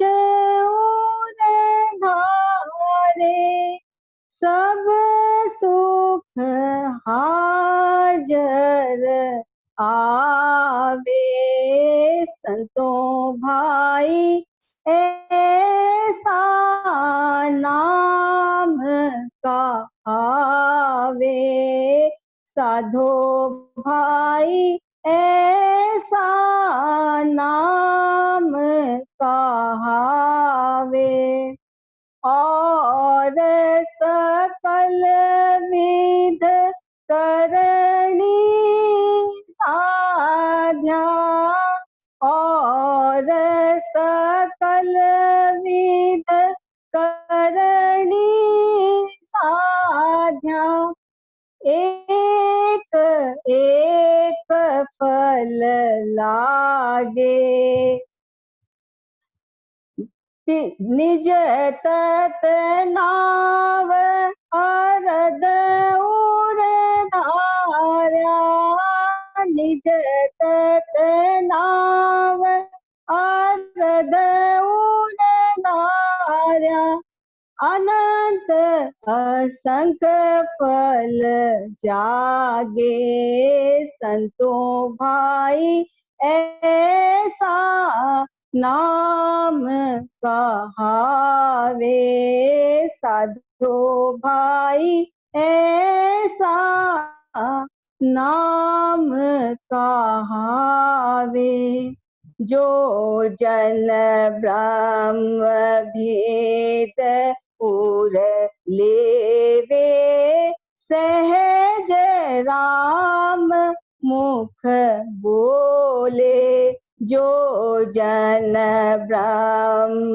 भेद उर लेवे, सहज राम मुख बोले, ताजन लार नवो निध मुगति, ताजन लार नवो निध मुगति, सिद्ध सकल संग डोले, संतो भाई ऐसा नाम कहावे, साधो भाई ऐसा नाम कहावे, जो इतबार नहीं कोई मानो, भागवत सुन जाई, जो इतबार नहीं कोई मानो, भागवत सुन जाई, वाष्ट मुनि ऋष विश्वामित्र अर्चितो गुण भाई, संतो भाई ऐसा नाम कहावे, साधो भाई ऐसा नाम कहावे, सुर नर शेष सकल जस बोले, करम भसम सब होई, सुर नर शेष सकल जस बोले, करम भसम सब होई, कह सुख राम भक्त करता की, कह सुख राम भक्त करता की, जो जन थारे कोई संतो भाई ऐसा नाम कहावे, साधो भाई ऐसा नाम कहावे। जे कोई समझ सुलझ उर धारे, जे कोई समझ सुलझ उर धारे, सब सुख हाजर आवे, संतो भाई ऐसा नाम कहावे, साधो भाई ऐसा नाम कहावे। राम राम। अब इसका थोड़ा अर्थ बता दीजिए। हाँ जी, संतो भाई ऐसा नाम कहावे, इस पद के माध्यम से महाराज श्री हमें इस राम नाम की महिमा के बारे में बताते हैं कि संतों, इस राम नाम की महिमा का कोई वार पार नहीं है, ये अपरंपार है, अतुलनीय है, ये तो पारस मणि के समान है, कामधेनु गाय के समान है, चिंतामणि के समान है। महाराज श्री कहते हैं कि और दूसरी करनियां, जो संसारिक करनियां हम लोग करते हैं, उनमें तो सिर्फ एक एक करनी करने से एक एक फल की प्राप्ति होती है। जैसे व्रत उपवास करने से निरोगी काया, तीर्थ करने से रूपवान काया, यज्ञ करने से सिद्धियां प्राप्त होती है, जप करने से कार्य सिद्ध होते हैं, तप करने से राजा बनते हैं। इस प्रकार एक एक फल की प्राप्ति होती है। पर अगर हम इस केवल्य ज्ञान को सही विधि पूर्वक धारण कर लें, इस राम नाम का सांस उच्छ्वास में विधि पूर्वक जैसे भेद बताया है केवल ज्ञानियों ने, वैसे हम अगर धारण करते हैं और सोच समझकर इसको अपने उर में धारते हैं, तो उससे हमें कोटि कोटि फलों की प्राप्ति हो जाती है। सारे तीन लोकों में सब स्वर्ग के सारे देवी देवता, बैकुंठ का वासी विष्णु, ब्रह्मा, महेश, सब उस हरिजन के सामने उनकी अगवानी करते हैं और उनके सामने उनके सामने हाजिर हो जाते हैं।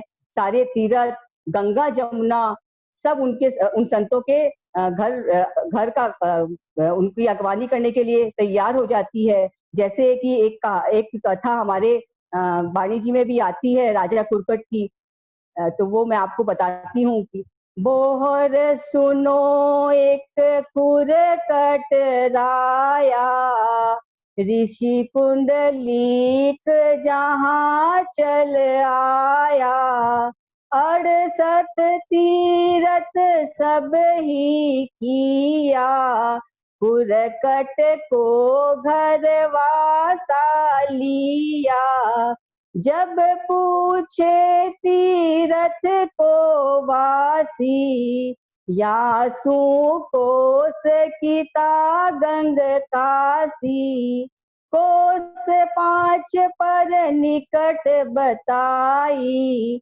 देखी नहीं सुनी ऋषिराई, उपजी ग्लान गवा चली आई, देखत देव कन्या होए जाई, हे राजा ये कहाँ अचंभा, पशुआ जूने हुई पुनरंभा, पुरकट कहे इसी को भूजो, तुम हम और नहीं कोई दूजो, जब ऋषि पूछे पर संगा, मैं गोदावरी काशी गंगा। तो इसमें महाराज श्री हमें बताना चाहते हैं कि संसारी लोग तो अपने पापों को धोने के लिए इन तीर्थों पे जाते हैं और स्नान करते हैं, और वे तीर्थ, वे नदियां हरिजनों के घर जाकर उनकी सेवा करके और अपने पापों को धोती है, और वे पशुओं के रूप में वे आती हैं और देव कन्या बन के उनका अपने सब पापों को धो के और चली जाती हैं, और इस प्रकार पुंडरीक ऋषि का भरम तब दूर हो जाता है। और आगे फिर हमारा श्री हमें इस पद में बताते हैं कि जो वाणी जी में बताया है कि रिद्धि सिद्धि उनके पीछे भंडार कक्ष में बैठ जाती है, जो हरिजन होते हैं, पर उस साधक को और ये 3 लोग की कोई भी बातों से वे रिझा नहीं पाती हैं। और फिर महाराज श्री कहते हैं कि हे संसारियों, तुम हमारी राजयोग की बातें तुम्हें नहीं समझ आती है, तो तुम अपने भागवत जो आपको प्रदान करते हो उसी के पर्सन को ले लो। कि विश्वामित्र जी ने जब अपनी 60,000 साल की तपस्या को पूर्ण किया, तो उस वक्त फिर उसके बाद उनके मन में गुरु दर्शन का विचार आया, और वे अपने गुरु के पास गए, वशिष्ठ मुनि के पास, और उन्होंने अपनी 30,000 साल की तपस्या को भेंट किया। तो उसके बदले में उनके गुरु जी ने उनको एक पल सत्संग का माध्यम दिया। तो विश्वामित्र जी के मन में हीन भावना आ गई कि मैंने तो अपने गुरु को अपनी तपस्या की आधी कमाई दे दी, और गुरु ने हमें मुझे सिर्फ एक पल के सत्संग का माध्यम दिया। तो उनके मन में जब ये विचार आया, तो इसका उन्होंने बोला कि भाई ये तो मेरे गुरु ने मेरे साथ अच्छा नहीं किया। तब वे बोले इस बात का फैसला कौन करेगा। इसके लिए फिर वे लोग ब्रह्मा जी, विष्णु जी सब के पास जाते हैं, तो कोई इसका फैसला नहीं कर पाता है। तो फिर विष्णु जी और ब्रह्मा जी और शिव जी सब मिलके शेषनाग बोलते हैं कि शेषनाग जी के पास चलिए, वही इसका फैसला करेंगे। तो शेषनाग जी बोलते हैं विश्वामित्र जी को कि आप एक पल के लिए ये पृथ्वी अपने ऊपर धारण कर लीजिए, तो मैं इसका फैसला करता हूँ। तो जब वो जैसे ही धारण करते हैं, धरने की कोशिश करते हैं, तो पृथ्वी अधर नहीं होती है। तो वो बोलते हैं कि अब क्या करूँ, ये तो अधर नहीं हो रही है। उसके बाद फिर वे बोलते हैं कि आपने जो तपस्या की है, आप उसको उस पर न्यौछावर कर दीजिए। तो वो भी कर देते, तब भी कुछ नहीं होता है। फिर बोलते हैं कि गुरु जी का ने जो से दिया वो उधार लेके आप कर दीजिए। तो वो चढ़ा देते, तब भी उसका फल कुछ नहीं हो पाती है, पृथ्वी अधर नहीं हो पाती है। तब बोलते हैं कि अब आपके पास क्या बचा है। तो उन्होंने बोला कि मेरे गुरु जी ने मुझे एक पल की सत्संग का माध्यम दिया है। तो बोला ठीक है, आप उसी को चढ़ा दीजिए। और जैसे ही वो उसको चढ़ाते हैं, और पृथ्वी अधर हो जाती है, और विश्वामित्र जी देखते ही रह जाते हैं, और उनके मन में जो ग्लानि होती है उसका समाधान उनका हो जाता है कि राम नाम की महत्ता इतनी है कि एक पल की सत्संग के माध्यम से ही वो टिक जाती है, पृथ्वी टिक जाती है। तो कहने का तात्पर्य है कि हजारों सालों की तपस्या भी एक पल के सत्संग के आगे कुछ मायने नहीं रखती है। तो इस राम नाम की इतनी महिमा है, इतना महत्व है। तो और जो भी सृजनहार के नाम को अपने घट में उजागर कर लेता है, उसके सारे कर्मों का क्षय बड़ी ही सुगमता एवं सरलता के साथ हो जाता है। क्योंकि इस पूरे ब्रह्मांड में इस कर्द शब्द के अलावा कर्मों के काटने का और कोई तरीका और कोई विधि नहीं है। तो कर्मों को काटकर वो जन कर्मी हो जाते हैं, और फिर आवागमन से निवृत्त हो जाते हैं। तो और इसी प्रकार वे अपने जीव का कल्याण करते हैं और औरों का भी कल्याण कर पाते हैं। राम राम साहब। राम साहब, बहुत ही राम अच्छा राम। का प्रोग्राम। महाराज की कृपा से डॉक्टर साहब ने भी बहुत ही बारीकी से एक एक चीज को समझाने का प्रयास किया, और लास्ट में राजकुमारी जी ने भी पद को लिया और अच्छी तरह से समझाया। तो महाराज की कृपा, महाराज सब बातों से हम यही कहना चाहते हैं, जैसे अगाध बोध में लिया तो कि भी मानो वचन हमारा सदगर नार पुरुष सब ज्ञानी, प्रगट कला हंस को ब्यासे नहीं रे युग में छानी। अर्थात जो डॉक्टर साहब ने बताया कि तनधारी गुरु, जो सताधारी गुरु कहते हैं, जिसके घट में उस सत्साहिब की सता प्रकट हुई है, और ऐसे संतों का सानिध्य जिसी भाई बहन को मिल जाता है और उनके माध्यम से निज नाम की प्राप्ति होती है। तो ऐसे संतों का सानिध्य लेकर के महाराज श्री कहते भी मेरी बात को मानो, नार पुरुष वाणी प्रगट कला हंस को ब्यास, उसके हंस प्रकट हो जाएगी है, नहीं रे युग में छाने। तो हमें इस महाराज की बातों को मानते हुए, इस का अनुसरण करते हुए, इन बातों को फॉलो करते हुए आगे बढ़ना चाहिए। अब आगे की कार्रवाई भगत जी भाई साहब आप जारी रखो।